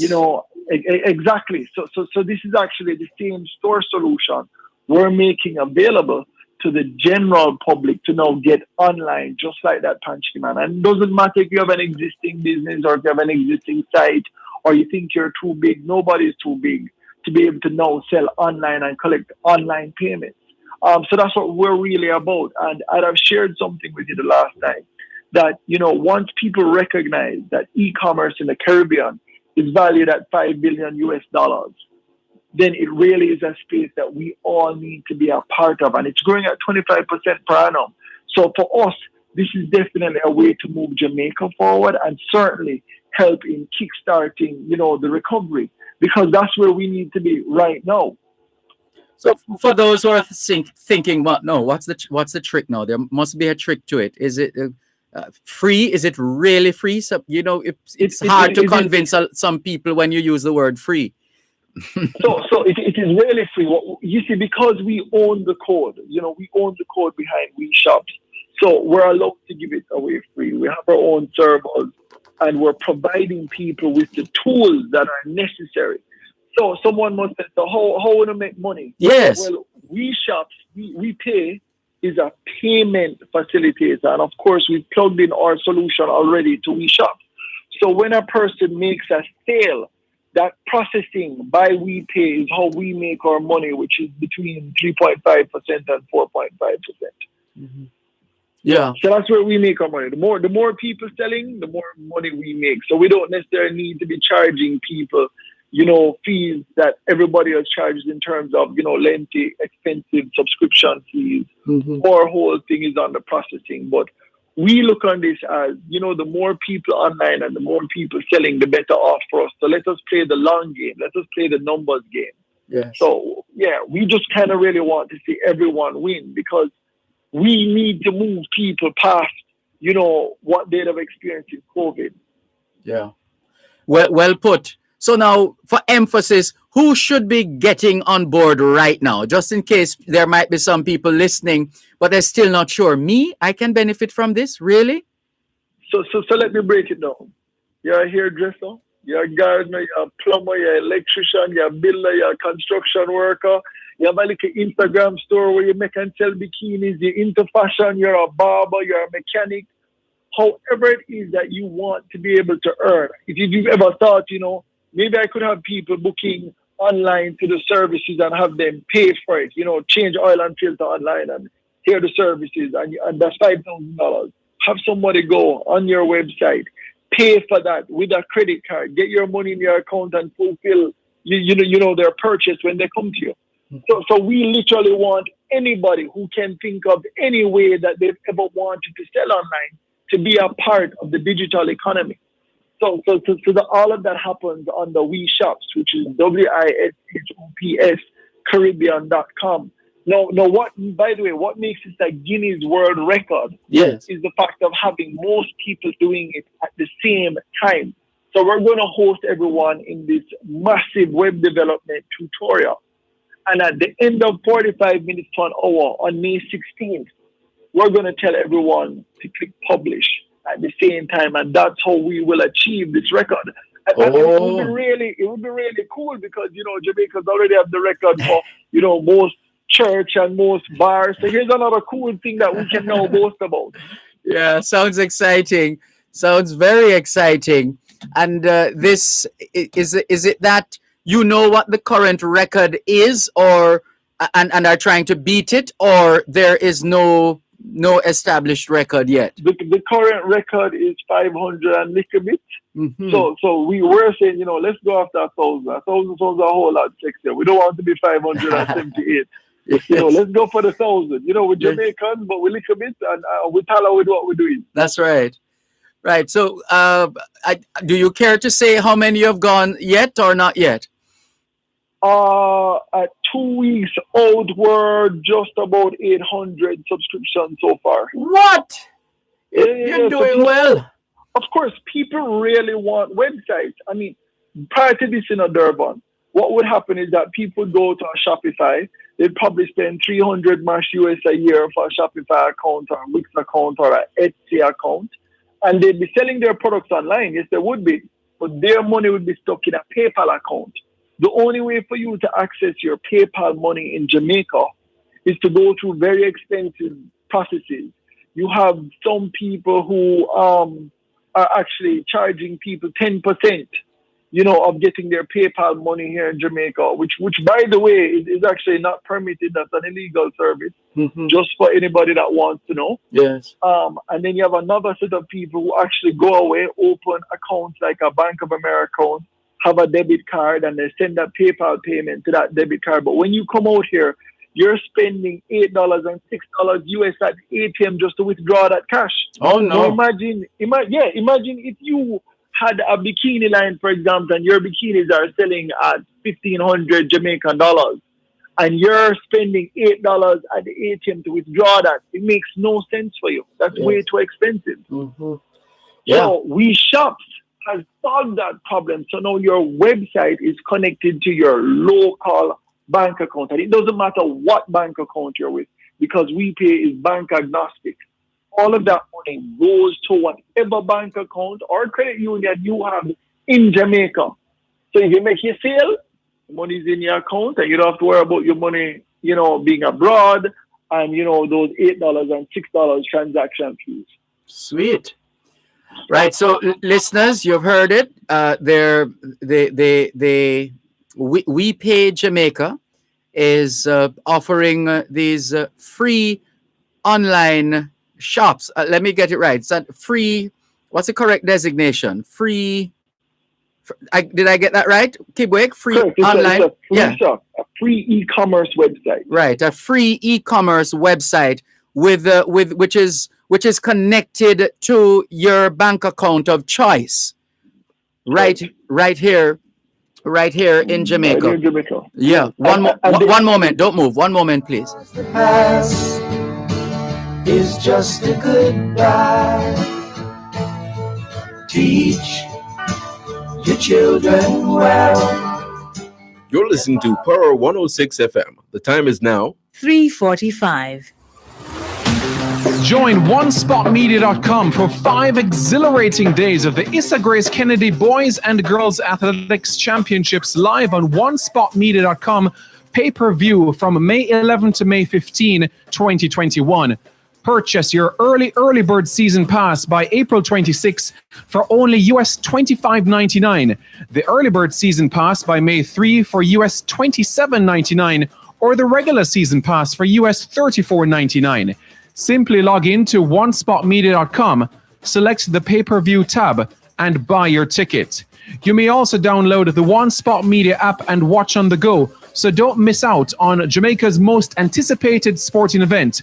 Purchase your pay-per-view ticket today.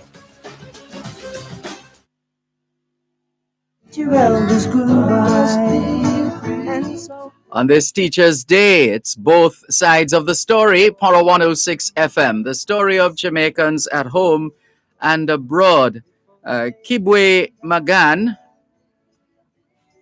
heads up an organization called WePay Jamaica, which is part of WePay Caribbean. And it's an organization that has been accommodating e-commerce.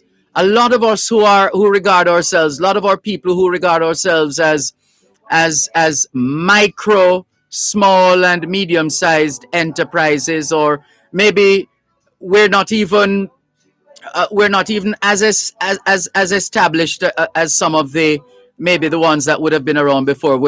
We're just starting something, and it's picking up, and there's an interest, and we want to be able to monetize in a safe and secure and trending way, because this is the way it is now and will be going forward. Well, Kibwe is saying, hey, we are giving away free e-commerce online platforms or shops, if you prefer, online. So you and it's connected to your bank account of choice. So unlike how the overseas systems operate, where it's costing you more than it should, right now there is no cost as far as WePay Jamaica is concerned. So those of you whose eyes are lighting up and your ears are you get the picture. Yes, it is real. It is for real. You were saying something. Well, before we come back to that, and also the essence of this interview as well, apart from driving those numbers is to say, but hold on, if we were to get to 1,000, then we would be able to break the Guinness World Record, and that record, Kibwe Magan, you were telling us about. Yes, that record is just at 500 and little bit, so we're going after the 1,000 to raise that bar and set it higher. Yes. So earlier you mentioned that it's Teachers Month. Yeah, this is Education Month. This is Education Week, and today is Teachers Day. Awesome. So all of those teachers, who would love to sell courses online or classes or pamphlets, past papers, here's an opportunity for them to have an e-commerce website capable of selling all of those stuff and getting paid in their local bank account. That's what we're about. You know what? I think I need to talk to you, Kibwe. I need to secure one of those sites. Oh, for sure. I need to secure one of those sites, maybe to conduct some English classes, or for foreigners and locals, and otherwise. Amazing. Yeah. But of course, Dervan, very serious. You can sign up at weshopscaribbean.com. Yes. Click on the Project 1000 banner and you're good to go. All right, listeners, did you get that website? weshopscaribbean.com. weshopscaribbean.com. That's the website. W-I, important, not W-E. W-I. W-I-S-H-O-P-S Caribbean.com. W-I-S-H-O-P-S Caribbean.com. weshopscaribbean.com. And hey, this is homegrown in more ways than one, locally, regionally, and let us support. And that was quick, Kibwe. I see you just sent me the link. You don't waste time, do you? No time wasted. Right. And Dervan, something exciting about this? Now that we've kicked off Project 1000 in Jamaica, other Caribbean islands have been reaching out. So we're really about to rename this Project 10,000. We have Grenada coming on board, Trinidad coming on board, Barbados coming on board. The only thing is, only Jamaica is going after the record. So yes, the Project 1000 now in other markets, kick-started by Jamaica, because again, the Caribbean e-commerce market is valued at $5 billion US. All of us can get a slice of that pie, and it's growing rapidly at 25%. It's one of the fastest growing spaces right now in the world. On a world basis, it's valued at US $9 trillion. So you must understand, we need to get into that space. I can't tell you how much zeros that is. Yes. No, This is serious. This is serious, and more of us need to get with it. And there's no time like the present. Look at how COVID-19 has been ravishing the world, and a lot of our movements could be better managed with such a platform. Those of us who have businesses, etc., and skills that we want to not just market but to monetize. This is extraordinary. So, listeners, that's the challenge. We need to take advantage, first of all, of these free online platforms right now, right away, by going to weshopscaribbean.com, WISHOPS Caribbean.com. And apart from benefiting from this free platform to market and monetize our talents, or skills, or services, or products, we also get the opportunity to help Kibwe Magan and his team from his team from Kibwe. There's I'm mixing up I don't want to mix up the names. From We Pay Jamaica. That's what I was trying to remember. From We Pay Jamaica. We want to help Kibwe Magan and his team from We Pay Jamaica to put Jamaica on the map once again, only this time for breaking the record for the most number, you said at one point, about the most users in a web development online. the most users in a web development online. The most users in a web development online. So it's an opportunity for us to set a world record in that area as well. Isn't that something? And as Kibwe just said a short while ago, about 800 plus so far and counting, plus other Caribbean countries are Jamaica leads in more ways than one. So Jamaica, they're following Jamaica's lead, and it might very well become more than just 1,000 from a regional level, but possibly 10,000 or more. This is exciting. How do those listening to us and watching us follow this challenge, this quest for entering the Guinness World Book of Records? How can we follow We Pay Jamaica? Go ahead. Yeah, so we're going to have the activity streamed online through our site and one of the social media houses. We're going to release that information closer to the date because we're still negotiating with what platform is actually going to stream it for everyone else to watch from outside. So for us, it's going to be an event that we kickstart in Jamaica and different snapshots from across the Caribbean.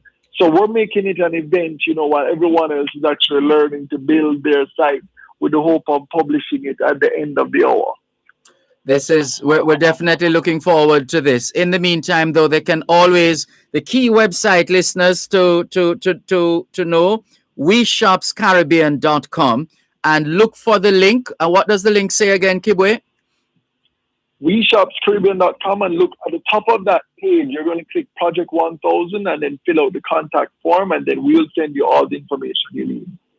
That sounds good. And in the meantime, we want to encourage support for We Pay Jamaica, obviously part of the We Pay Caribbean family, and it's a good way to keep it in the family, so to speak, in more ways than one. Well, we're going to be keeping in touch with you, Kibwe Magan, and whenever there's a breaking story, you please bring us into the loop so that we don't miss a moment of this opportunity. First of all, opportunity for so many entrepreneurs here in Jamaica to get a free platform. It's like an e-shop, right? A free e-shop. That's really what it is. And an e-shop that is connected to your bank account of choice. And the money goes in, it's Jamaican dollars that go into the account, right? Correct. Yeah. Jamaican dollars that goes into your account, correct. That's right. So it's ready money. Ready. I don't want to use another term because that's another brand. But this is exciting, and we thank you very much for bringing it to our attention, and we're happy to use the opportunity to encourage as many. And you want to get in, listeners, entrepreneurs. You want to get in before space runs out. Right, because you're looking at 1,000, right, Kibwe? We're looking at 1,000. Right. So, please, listeners, take advantage. Entrepreneurs, those with talents, skills, know-how, with products, services, the whole works. Here's your opportunity to get on board. weshopscaribbean.com. WISHOPS Caribbean.com. And click on that link. They're going for the record, the Guinness World Record, and you're invited to be a part of that experience. We Pay Jamaica's Guinness World Record attempt. It's called Project 1000. Get on board and be a part of the experience. 1,000 people will walk away with 1,000 web stores capable of accepting credit cards online and getting paid in your local bank account right here in Jamaica, land we love. And if this venture is successful, and we will work and pray and do all we can to make it successful, then this will be recognized as a Jamaican Guinness World Record. And who doesn't want that? Who doesn't want that? Right. And I see you have a mission statement here as well, Kibwe. That is the mission. And that is the mission. Yes. engender national pride and spark the movement. And that's our hashtag. Our hashtag is join the movement. There you go. There you go. Well done, Kibwe. Once again, that website, weshopscaribbean.com. And for those who generally would want to go to find out more about WePay, it's pretty much the WePayJamaica.com. Is that it? Correct. Yeah, great. Wonderful. All right, Kibwe, no problem. Keep us in the loop. And listeners, entrepreneurs, Jamaicans all over, take advantage of this opportunity because it's not likely to come again. All the best, Kibwe. Take care. Thank you, Dervan. Bye-bye. Bye-bye. This is your program, Both Sides of the Story. You know we stand on four legs when we do this program, right? To educate, empower, enlighten, and encourage entrepreneurship. Encourage, that's a key one in this instance. Encourage entrepreneurship. That's what it's all about. Go for it, Jamaicans. And you can say you were a part of history, a part of, and responsible in part for a Jamaican Guinness World Record. How about that? Quick football update before we go to the break. Davin Thomas, our program assistant, can't contain himself because Chelsea are leading. Oh, it's over. Oh my goodness, match finish. So Chelsea off to their second Champions League final. There you go. Well done. Istanbul, Turkey. Here they come. 2-0. Chelsea 2, Real Madrid 0. And 3-1 on aggregate. Well done, Chelsea. At Wellington Dental, they offer cleaning, filling, whitening, and other services for the entire family. The time by Wellington Dental is 4 o'clock. You better stop, drop, and listen up. For all your fire loss prevention and industrial safety needs, go to National Safety Limited. They design, install, supply, and service fire alarm and suppression systems and fire extinguishers. They also sell PPEs, that's personal protective equipment to keep you safe on the job. Plus, they're your source for Timberland safety shoes. Visit their website at nationalsafety.com.jm and follow them on social at National Safety Limited to find out more. National Safety Limited. Your safety is our concern. Tune in to Farm Talk, 6:18 to 6:35 a.m. the first Tuesday of every month, and 6:18 to 6:45 p.m. the last Tuesday of every month for First and in the Field. Real issues, real solutions. Join the Newport First and team in the field as they identify problems and tell you how to address them. First and in the Field, Real Issues, Real Solutions is brought to you by Newport First and Jamaica Limited, the first on the land.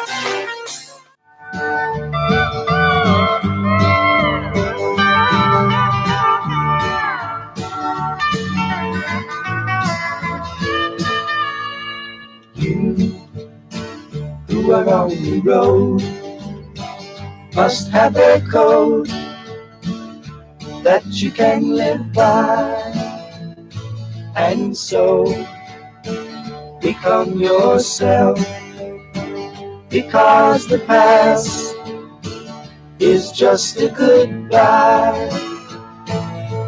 Teach your children well.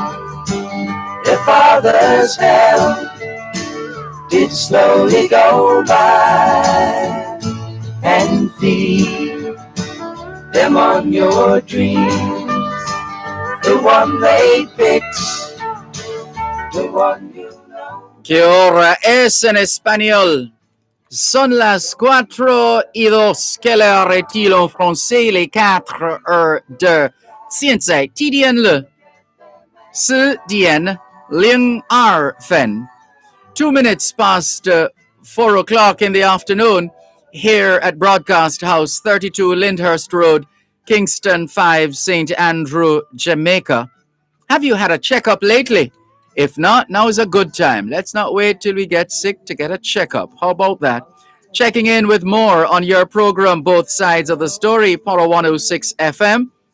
And a good time for us to welcome geologist and environmental analyst at Environmental Solutions Limited, Mr. Richard Kutu. Hello, good afternoon. How are you? Hi, good afternoon. I'm fine. How are you? I am fine, thanks. Thank you so much for joining us here on both sides of the story, Power 106 FM. The environment has, continues to evolve in more ways than one. And there are those of us who develop a greater level of appreciation over time. And there are those of us from birth who have been in love with the environment. What was it about the environment, perhaps as a child, that intrigued you, that got you excited and wanting to pursue the kind of career path that has turned you into a geologist and environmental analyst? From young, I was always involved and always loved geography. And from CXC to A levels, I pursued geography with a passion. I just love the outdoors. Yes. Sorry, we're losing you. Not hearing you as clearly as we did at the start. Okay, are you hearing me clearly? Yes, much better. Yes. Oh, wonderful. Yes. So I was saying I was just always passionate about nature and seeing outdoors. And as from young, I prefer the outdoors and seeing how nature works. And of course, my passion that grew into a passion for geography before I moved into geology at the University of Western. And from there, I've transitioned from geology to environment and environmental geology as well. Yes. And how long since you've been a member of the team at Environmental Solutions Limited? I've been a member of the team here since 2018, but I did work for Environmental Solutions before that. As you know, Environmental Solutions works across the Caribbean. So I've done work for them in Trinidad previous to 2018. So I've been a part of the team since the 2016. Right. And share with us now the how Environmental Solutions Limited serves its people, its clients, its customers. Well, all our customers and our customers in the entire Jamaica and Caribbean. What we look to do is sort of access and prioritize environment, social health, development risk. What we do for our clients is sort of just try to help them understand environmental impact, and give them recommendations for their business decisions, to make business decisions in a sustainable way, for them to reduce their losses and, of course, reduce the impact on the environment. And if we could get a little more specific, so that those listening to us now who are not sure how Environmental Solutions Limited can help them, whether at the local level or the national level, at the residential level or the commercial level, etc. Yeah. We provide a range of services, and they cover two headings. First is environmental management services. And what that looks at is sort of natural resource management, environmental planning and management services, risk assessment. And just to get into more detail, we do things like environmental impact assessment if you are considering any type of development, and that could move from things like hotels to housing development and so on, even in the construction of roads as well. We also do phase one assessment. A lot of clients come to us for that, and that is to understand your environment before you even do things like purchase properties and start your development. This way you have an idea of what the impact your development may have in the environment, or even what may impact your development, whether it's environmental things like flooding and earthquakes and stuff like that. On the other hand, we have the environmental health and analytical services, and that is a laboratory which offers services such as food safety and security. So we test food. We have a microbiology lab. We look at occupational health and safety. and also do water testing, air quality, and so on. That's a whole lot of work.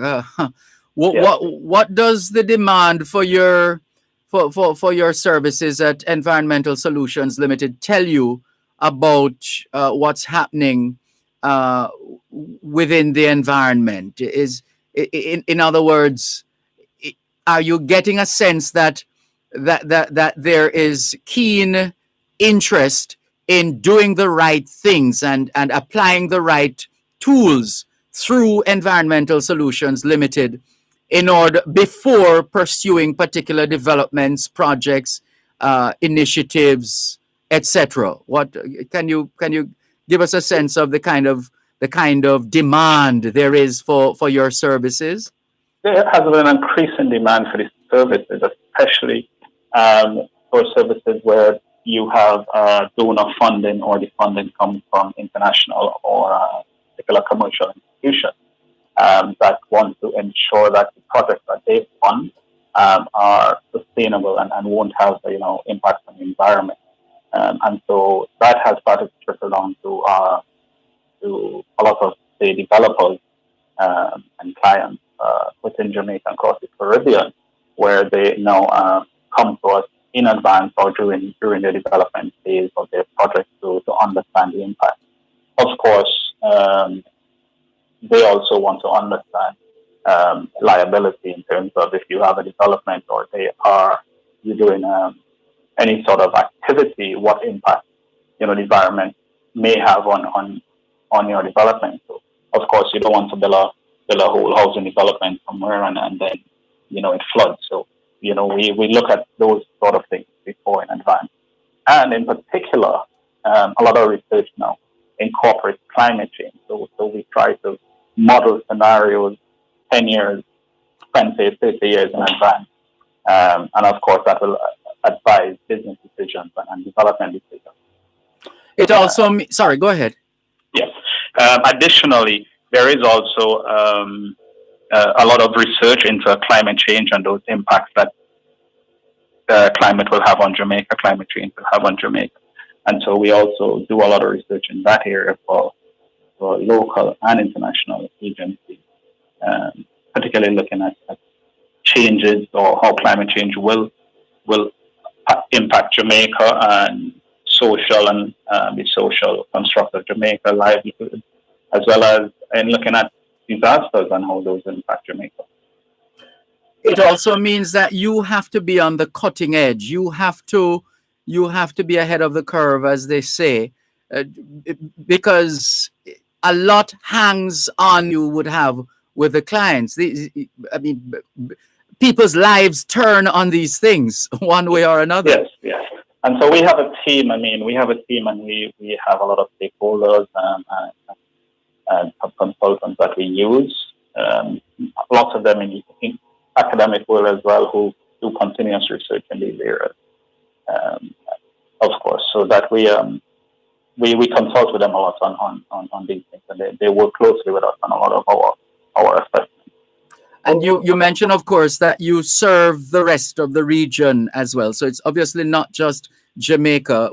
In how many other Caribbean countries has Environmental Solutions Limited served?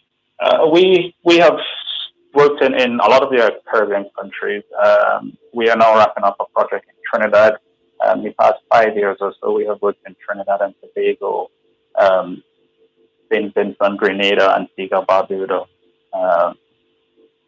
Dominica, Barbados, just to name a few. We have worked in Belize, and we have also had work outside in Africa and so on. So yeah, we've worked mostly in the Caribbean, but we have completed projects outside of Caribbean. Yes. And you did mention St. Vincent. They could do well with some kind of expertise. How in what ways, for example, could Environmental Solutions Limited, in general terms we're talking now, be able to assist a country like St. Vincent with the La Soufrière volcano and all?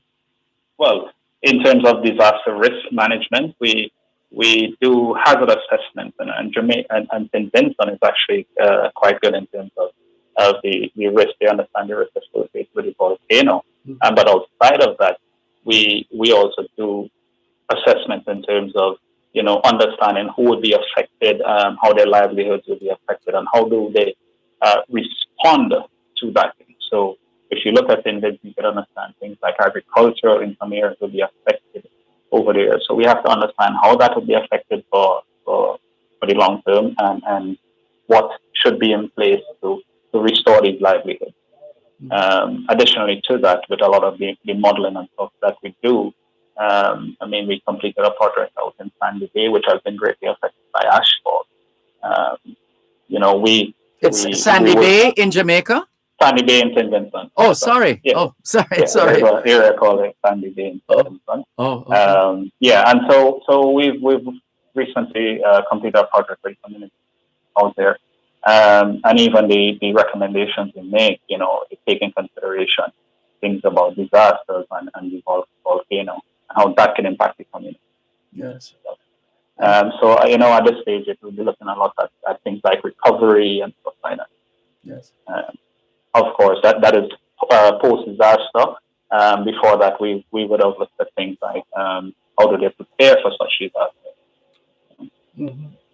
Yeah, it's a lot of work. I'm sure you enjoy what you do. It can be challenging, testing, but definitely exciting, wouldn't you say? It's exciting. It's challenging at times. You do have to be on the cutting edge and do a lot of research and reading, but it is I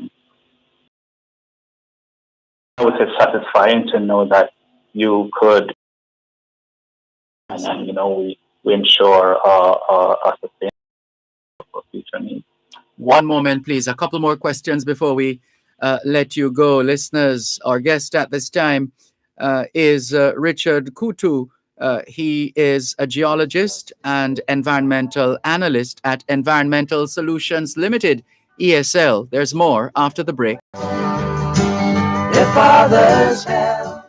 You're listening to Power 106 FM. The time is now 4:15.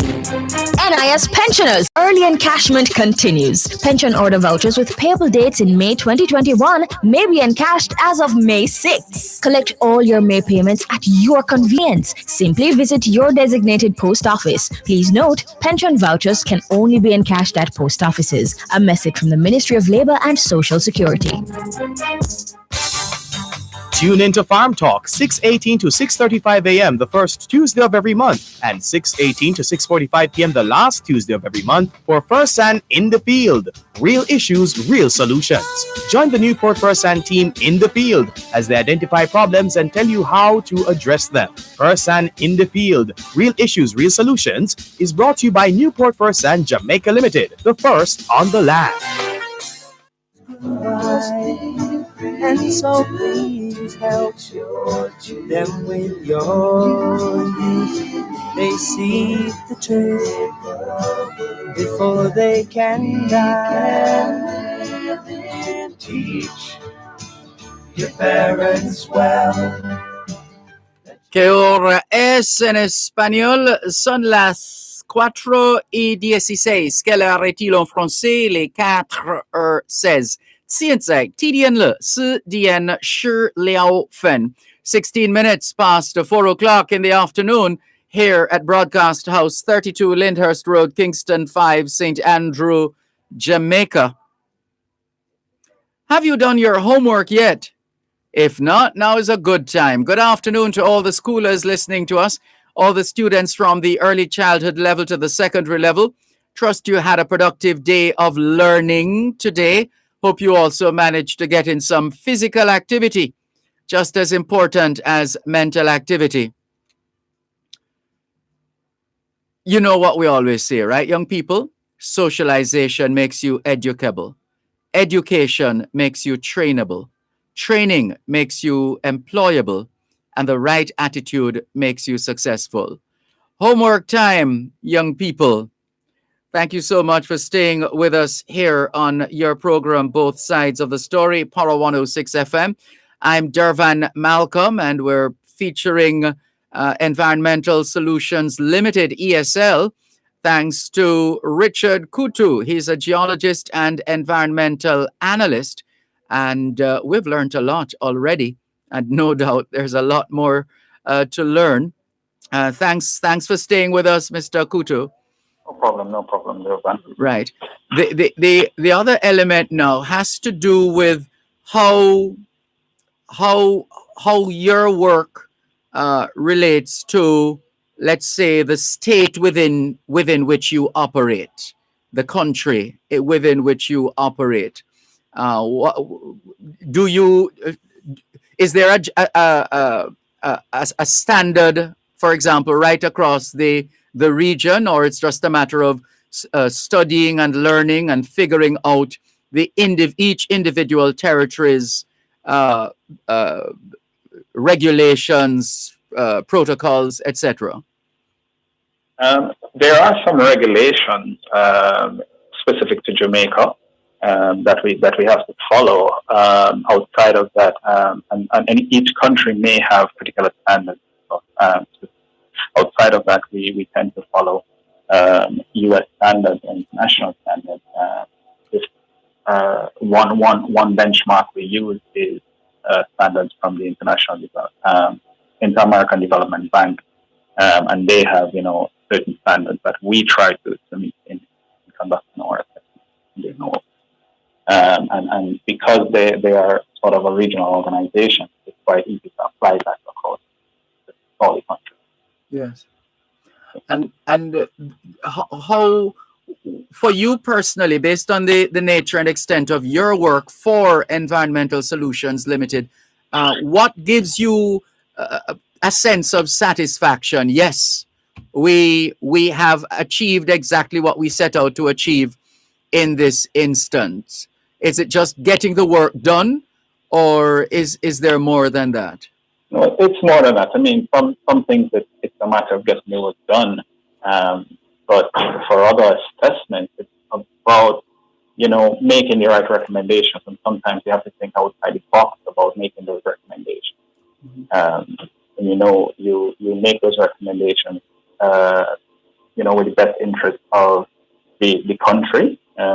Also thinking of, you have client expectations. Sometimes you have to think outside the box and make recommendations that are not, I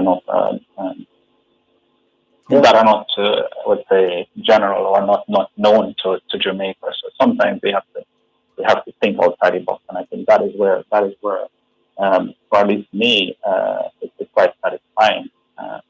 Along with the team we have here at ESL, I think that allows us to open discussion and to explore new ideas.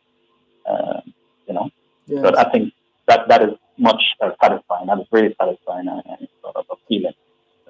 Is there a central plank, a motto, an affirmation that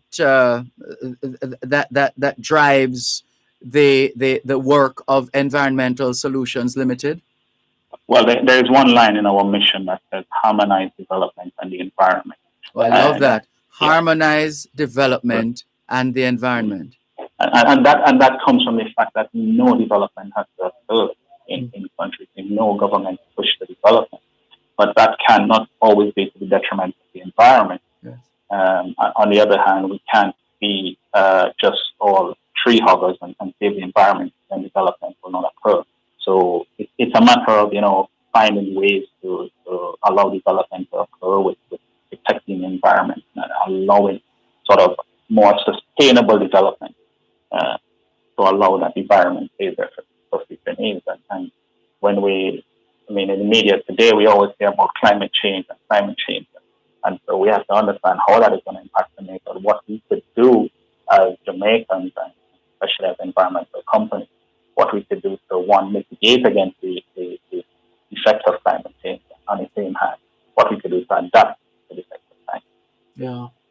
And for those who would like to learn more about Environmental Solutions Limited and to check out some of the services available and to seek to enlist the services of ESL, what are their options? Well, for the options, Environmental Solutions Limited is located on 7 Hillview Avenue, off Eastwood Park Road in Halfway Tree. They can contact us at 978-9519 or 976-97. Sorry, I'm losing you again. Say that again. Sorry.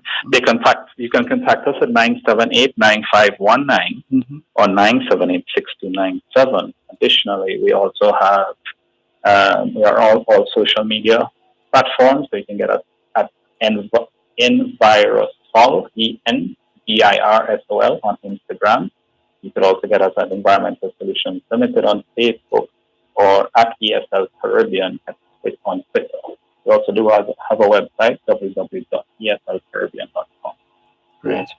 Well, we could talk to you all afternoon, but we're going to leave it there for now. It's been a pleasure, Richard Kutu. Thank you so much for sharing with us here on both sides of the story. We want to salute and celebrate you and the team at Environmental Solutions Limited as you continue to harmonize. Let me see if I can remember it. Harmonize development and the environment. Yes, thank you for having me, Dervan. And just to say this year, ESL celebrates 50 years of being in that. So how has that been going, considering that we can hardly have any events in terms of celebratory events? You said 30. I didn't realize it was that many years. 30 years? 30 years in existence. Wow. Right. So we have taken a different approach to celebrating. We currently do have a webinar series going on. And if anybody is interested, you can tune in tomorrow for a series on climate change, connecting planetary health and human health. Now, hold on. You're going to have to help us with the volume again because we want to get that information out. That is key information. So you're saying you've been having a series of webinars? Right. To celebrate as one of our activities, we'll be having a series of webinars. And we have one tomorrow on climate change, connecting planetary health and human health. Hold on. Climate change. The headline is Climate Change. Connecting planetary health. Connecting planetary health. And human health. And human health. I love that. And who is invited? Everyone is invited. You could go onto our Facebook or Twitter page and all and Instagram, and it's all the information. Well, that sounds fascinating. What time tomorrow? It's from 12 noon tomorrow. From 12 noon, and maybe for what, an hour or two? For about an hour. 1 hour. So listeners, those of us who are keen on further informing ourselves, educating ourselves on climate change related matters, well, here is Environmental Solutions Limited celebrating 30 years of service to Jamaica, the Caribbean, and I dare say the world. And as part of the celebration, creating a greater level of awareness through the series of webinar. The next one is tomorrow at midday. Tomorrow, Thursday, the 6th of May at midday. Climate change, connecting planetary health and human health. Climate change, connecting planetary health and human health. And that's tomorrow. A webinar tomorrow at 12 noon. And to follow, you can go to the ESL, you said Facebook page? Facebook page, Instagram.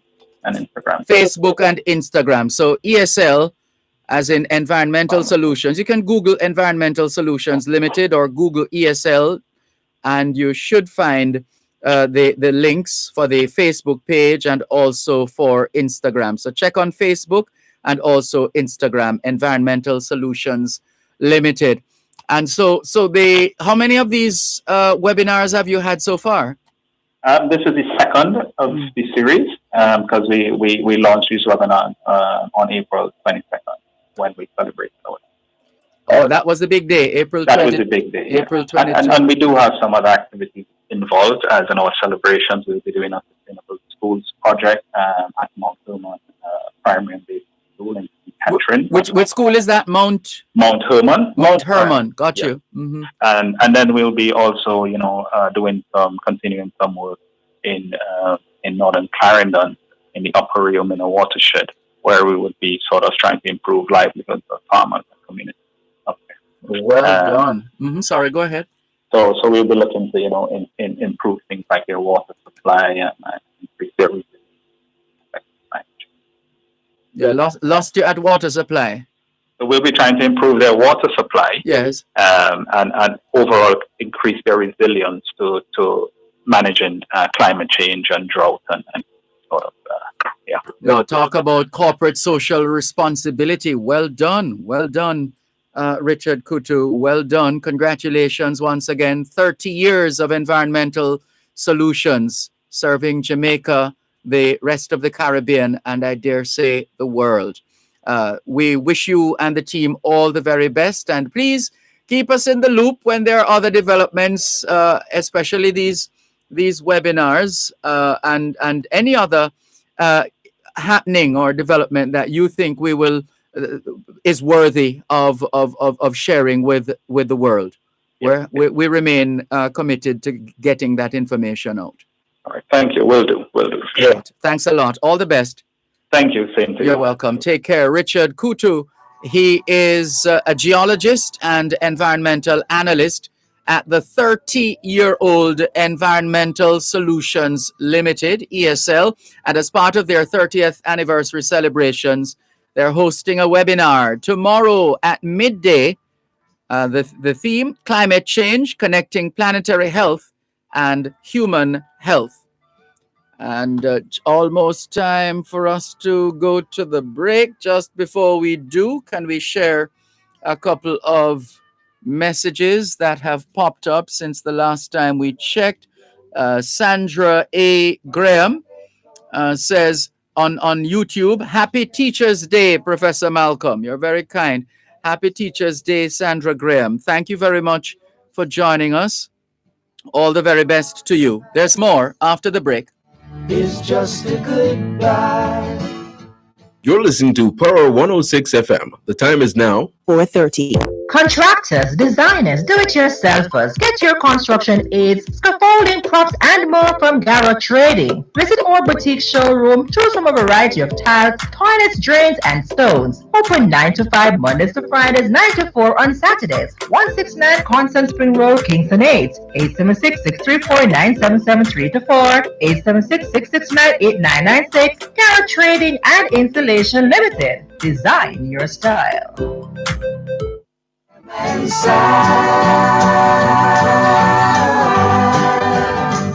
And know they love you.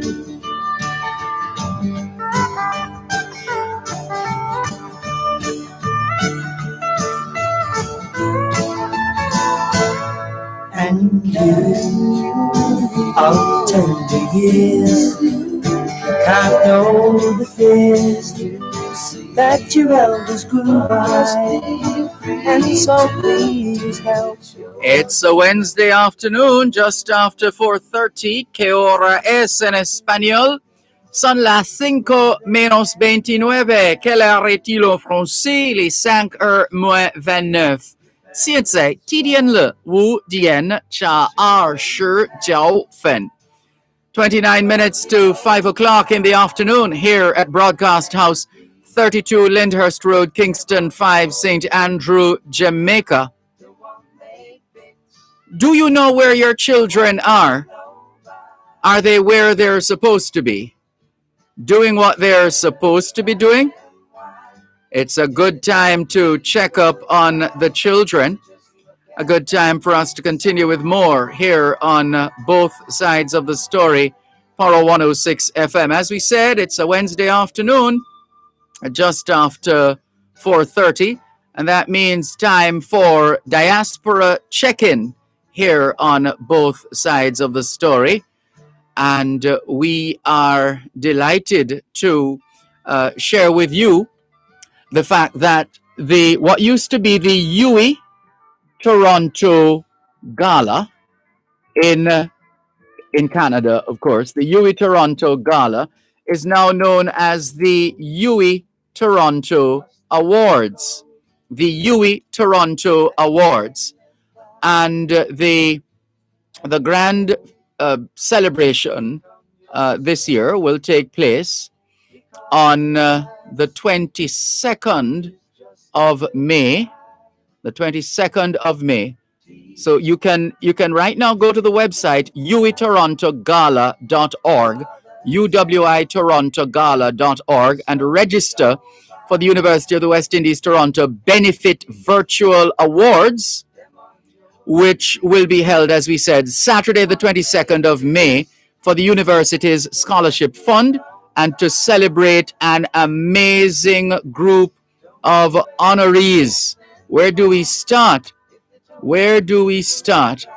And there's a there's a gentleman who is waiting in the wings right now, who is going to be speaking with us, and quite a connection, because a small world. But let's just bring in the family, in a manner of speaking, by letting you know that our next guest in this series that we've been doing between the Jamaican Diaspora Live Online and both sides of the story, Karen Smith, Jamaica's songbird par excellence, Karen Smith, says the gentleman we're about to interview is her uncle.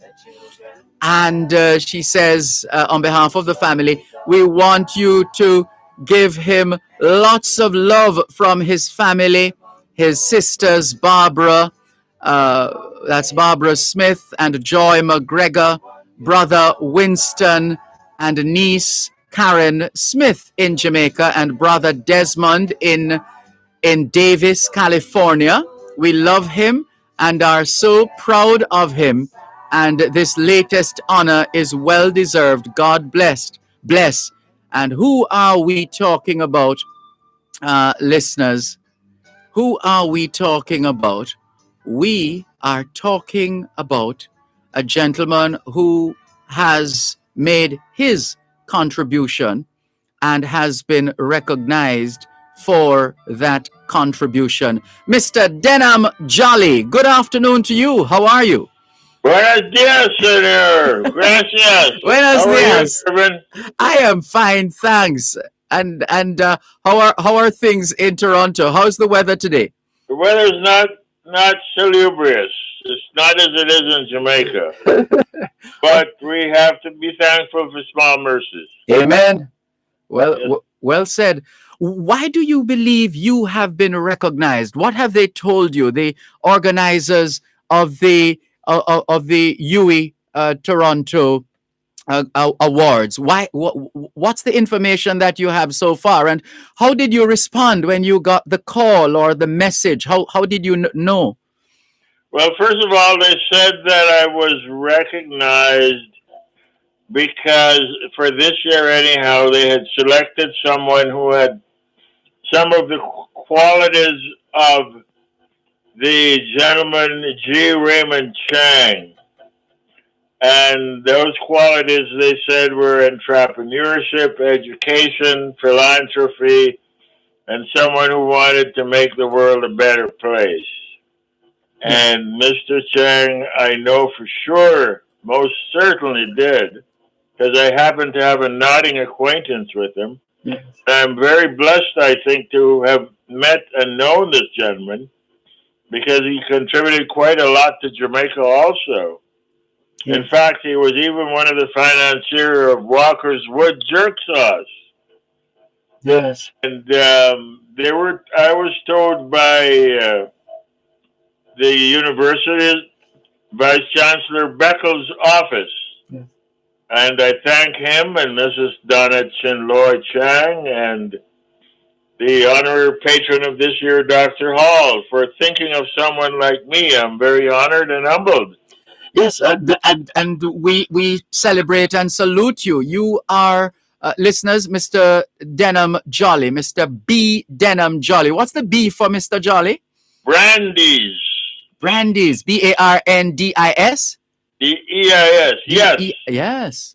I'm told that I was named after one of the early governors of colonialism, Sir Edward Brandes Denham, who ruled over Jamaica. That's where I'm remembering the name from, because that's how Denham Town got its name in Jamaica, actually. Okay. Yes, it used to be Smith Village, I believe, and it was subsequently named in honor of that Governor Denham. Apparently, he drove past my house the day I was born in the house in Green Island. Oh. And my father had a Union Jack, being a good colonialist, which I am not. And the governor saw it up there and stopped to say hi. Just like that. Yes, sir. And that must have been that was big back then, wasn't it? That was a big thing. Of course. Britain ruled the waves at that time. Yeah. You know, and God save the Queen. Absolutely.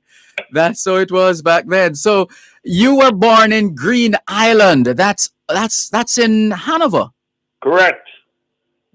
That's Jamaica's second smallest parish, the smallest parish being Kingston. So what was life like in Green Island for you? How much of those early days do you remember? I remember it very well. It was very idyllic, you know. We had horses. We had lived on a beach. We had the birds to shoot, and lots of friends around to play cricket with immature sour orange balls and made bats out of coconut boughs. Yes. So we had to be summoned for dinner, you know. Yeah. Stop playing and come have your dinner. So it was a great time. Yeah.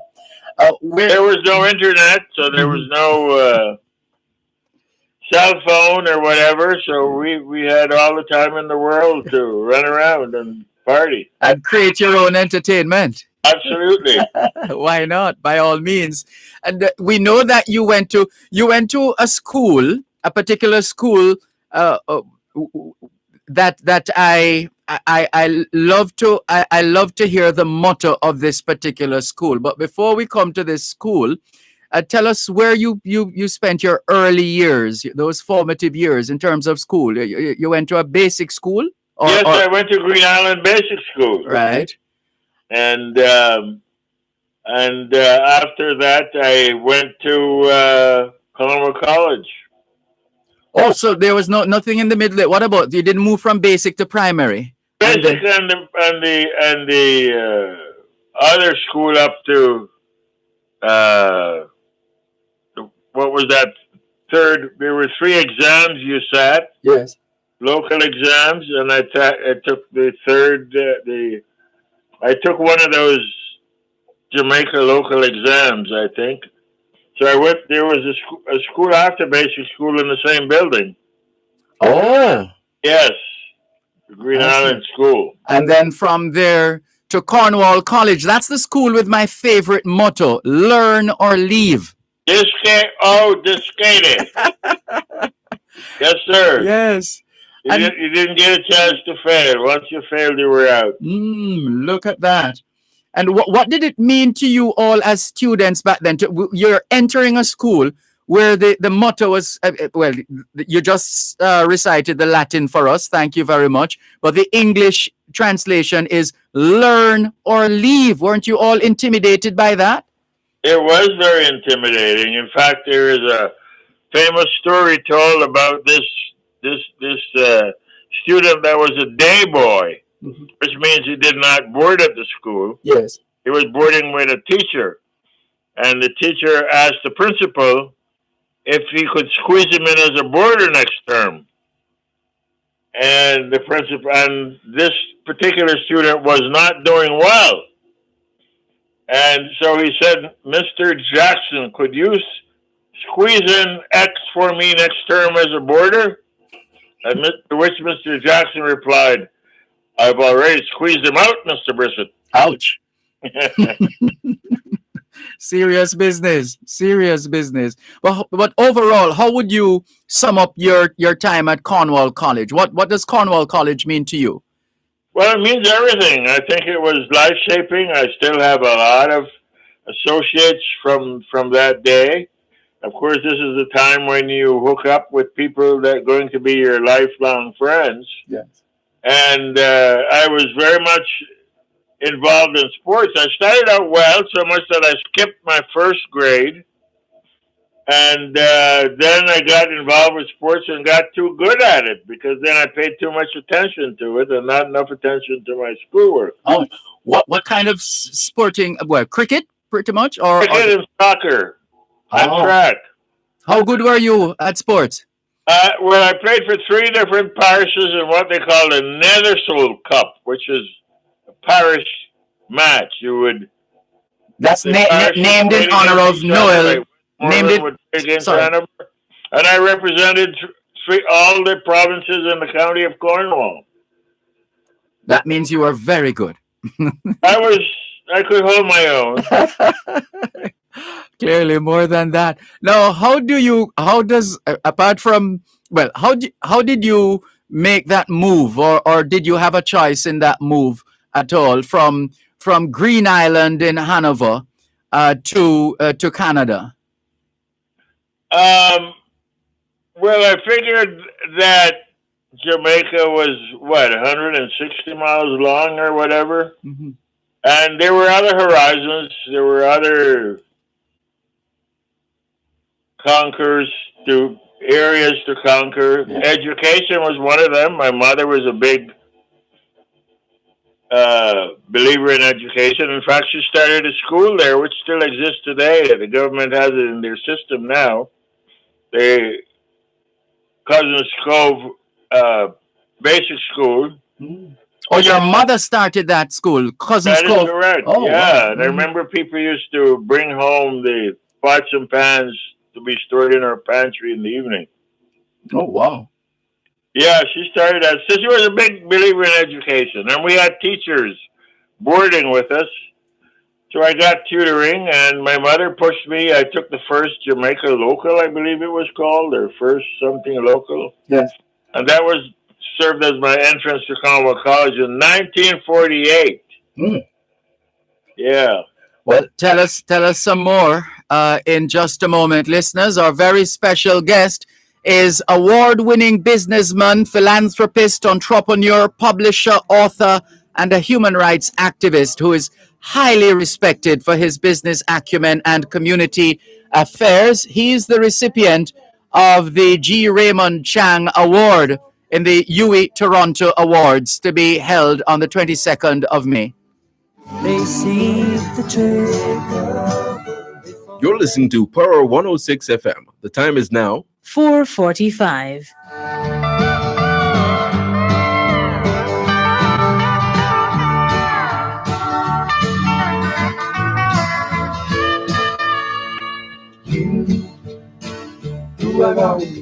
¿Qué hora es en espagnol? Son las 5 menos 14. Quelle heure est-il en français? Les 5 heures moins 14.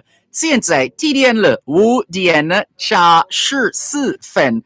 14 minutes to 5 o'clock in the afternoon here at Broadcast House, 32 Lyndhurst Road, Kingston 5, St. Andrew, Jamaica. Good afternoon to all working Jamaicans tuned in to both sides of the story here on Power 106 FM. It's a good time for us to ask ourselves, how productive have we been today? How productive have we been today? Well, our guest on this week's installment of Diaspora Check-In has been super productive in terms of his life's work and experience. He's an award-winning businessman, philanthropist, entrepreneur, publisher, author, human rights activist, highly respected for his business acumen and community affairs. Born in Green Island, Jamaica, attended Cornwall College, the school with my favorite motto, learn or leave. And I think that's where we stopped in this segment a short while ago. So we need to hear now the movement from Cornwall College to higher education. Mr. Denham Jolly, please fill in that blank for us. Yeah, so I decided to go to Canada, and I got accepted at Guelph University. Oh, that's a famous one. I'm thinking of the great Dr. Thomas T.P. Leckie. There you go. Who studied at Guelph. Actually, he was there when, not the father went there, and the son, I think. Oh. Yeah. Nice. So I went there for a year, and then I transferred to Dalhousie. Mm-hmm. And from Dalhousie, I transferred to McGill University in Montreal, where I graduated in 1960. What did you study? I studied science. Okay. And after graduation, the Canadian government decided that they didn't want black people, so I would have to go home. Oh no! Yeah. So you Yeah, came my back. third year, while passing and doing well at college, at university, I had to sign a form that said I wouldn't apply to be an immigrant after I graduated. I didn't have any choice in the matter, so I had to comply. Oh no! So I left in 1960 and went back to Jamaica. Unfortunately for them, one of the young men from the consulate wanted to hang out with me and my friends. So, constantly. So when I was ready to go back to Canada, he just brought me my papers and I went back to Canada in 1962. But while in Jamaica, I did nutrition research for the government. And while doing that, our lab rats were kept at the University of the West Indies. So I had to attend there every day to check out their lab rats because we were studying the poison substance in ackee. Oh, that means you would have worked with, was it Sicily? Sicily. Oh gosh, can't remember her name now. Later there was a Miss Fox. She was in charge of the research. Yes. But this was way back in the 60s. You're trying to identify there was some poisoning that happened in Jamaica. Was it at that time? Well, even today, if you eat the young ackee before it opens up, it will poison you. Yes. That's why Jamaica has a problem exporting it to the United States. Yes. But so what I'm trying to understand is whether how did your research impact the consumption of ackee going forward? It never did because Jamaicans know when and how to eat it. But for export purposes, it has to be A-OK for one thing. Right. So, and the research was not completed when I left. Oh. But because I left just before independence and went back to Toronto. Yes. Where I started doing air pollution research for metropolitan Toronto. That was metro. That's what, transport? No, that was the whole metropolitan area of Toronto. Oh. Like 6 million people. Mm-hmm. And that must have been a lot of work. It was a lot of work and pretty hazardous because you couldn't climb these skyscrapers and walk around in the snow on top of the chimney to collect the pollutants that are coming out of the chimney. So you can measure them. Mm. So I didn't like that, so I went to teaching. Oh, you went to teaching? Yes. At what level? High school level. I taught high school chemistry and physics. Oh. Mm-hmm. So it was, chemistry would have been the periodic table, right? Hydrogen, helium, lithium, beryllium, boron. Correct. Yes. 100%. Yes. And so for what happened after that? You obviously didn't stay in teaching, did you? Well, my dad always said I shouldn't work for anybody, you know? Mm-hmm. He liked to say that when Friday comes, he should be the payee, not the recipient.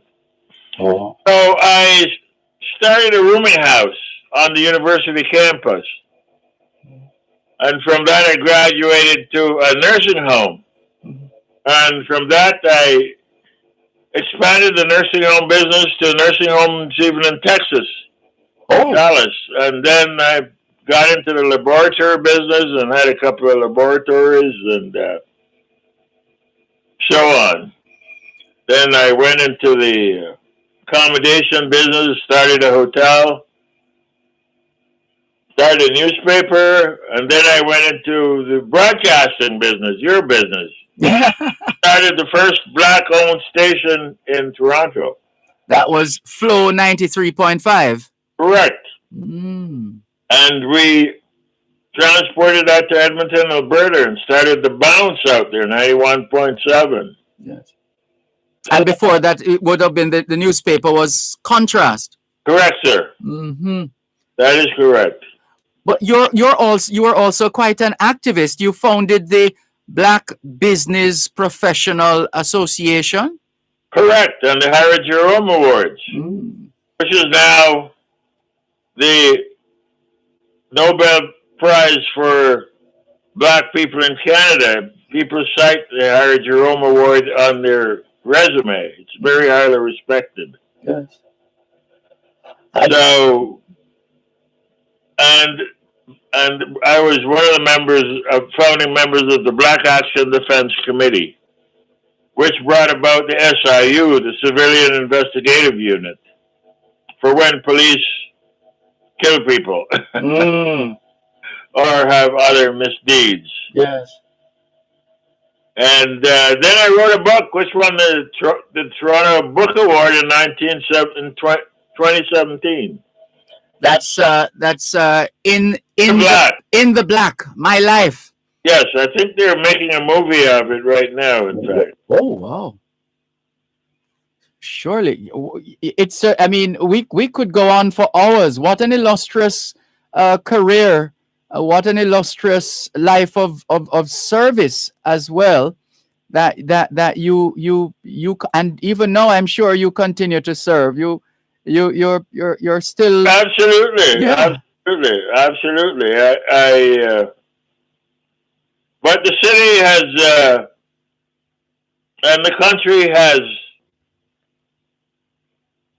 rewarded me for my work and have named a street in Toronto after me. It's called Jolly Way. Where is that? That is in Scarborough at Ellesmere and Kennedy. Hold on, I'm sorry somebody didn't point that out to me the last time I was in Canada. I certainly would have. I'll be happy to show it to you sometime.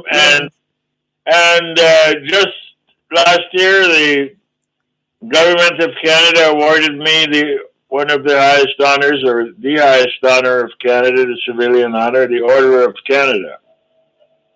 Well deserved, very well deserved.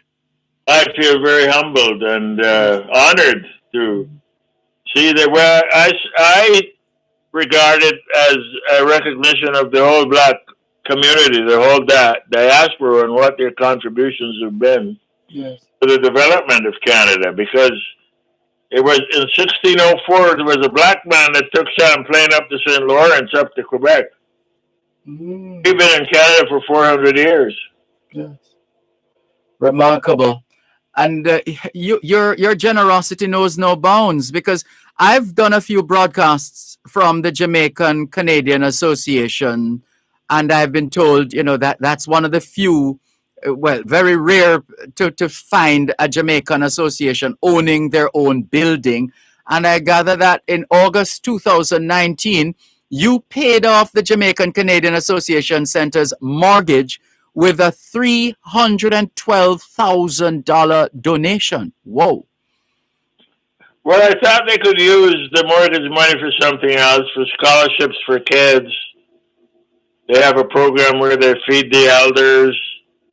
They have after-hours program, and I think the community could have used that money rather than paying it to a broker every month. And, I believe in what they call noblesse oblige. My mother called it. And it means to those that much is given, much is expected. True. Which is after the tenets of Mr. G. Raymond Chang. Yeah. He built the whole building at Ryerson University, where he was chancellor for 6 years. Yes, I did have the pleasure of broadcasting from that building a few years ago. Yes. Mm-hmm. And you haven't shaken the dust of Jamaica off your feet at all, because I gather that you also started a breakfast program at Cornwall College, your alma mater in Montego Bay. Yes, we feed 60 kids there every day at school. I remember going there. I can't say that my belly was always full.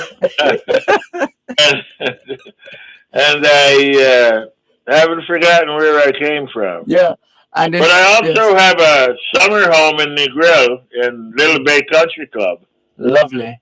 So I do attend there quite often until COVID came along. Yes, I can well imagine. And you also sponsor Industry Cove Basic School in Hanover, which was Yes, that's the I one that do. was founded by your mom that you told us about. That is correct. That is correct. And of course, you were involved in sports, so I can understand your sponsorship support for the boys under 12 football team from Regent Park in Toronto, Canada. There's an underprivileged area right near where I live, and being an old footballer myself, because at Cornwall we won the Oliver Shield the year I played. Congratulations! Goodness. Thank you. It was 13 years we hadn't won it before that. Yes. But I thought these kids they wanted to play, they wanted their own uniform and their badge and regalia, and they need to be kept active and recognized. And in fact, they never lost. They won their league that year. Last year, of course, was COVID. They've just played friendlies. Yes. But that year, they won their league under 12. Well done. Look, we're so honored to have had the pleasure of your company, and I hope you heard the message that we got from Karen Smith, your niece. She says, Uncle, you're scheduled to interview my Uncle Denny Jolly today at 4:30. We want you to give him lots of love from his family. His And that you're sisters. given. And in fact, she even sent me a picture of you. So I have a mental picture of to whom I speak. Well, look, we want to thank you so much. We really would love to have the opportunity to interview you again. This has been so pleasurable and inspiring. Well done. Congratulations on being the winner of the G. Raymond Chang Award, part of the UE Toronto Awards, which will be formally presented on the 22nd of May. Well done. Congratulations. All the very best, and we look forward to interviewing you again pretty soon. Thank you very much, Dervan. Muchas gracias. It's been my honor. De nada. All right. Thank you very much. All the best. Enjoy the rest of the afternoon into evening. Take care. Okay, sir. Thank you very much. Bye-bye now. Bye-bye. That's it. We're out of time. Thanks, everybody. UE Toronto Gala we were previewing on this week's edition of Diaspora Check-In. Take care. You're listening to Power 106 FM. The time is now 5 o'clock. News, comprehensive, powerful, and credible. Power 106 FM now presents a simulcast of Radio Jamaica's news at 5.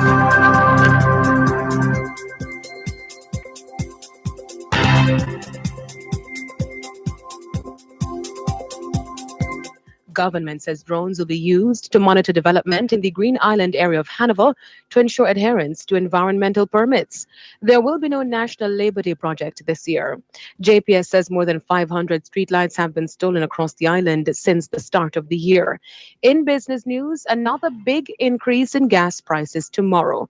The discussion segment of Beyond the Headlines with Dion Jackson Miller comes up after this newscast. The news segment of Beyond the Headlines is brought to you by Flow, connecting more communities to fiber-fast internet. Visit a Flow store to join Jamaica's largest network.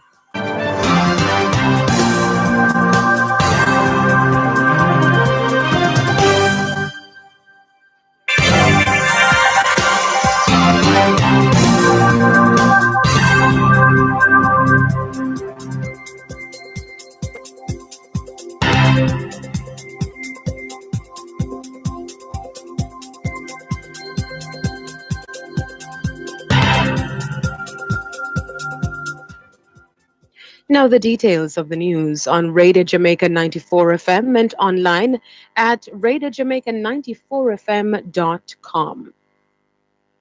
The death toll from yesterday's four-vehicle collision in New Roads, Clarendon has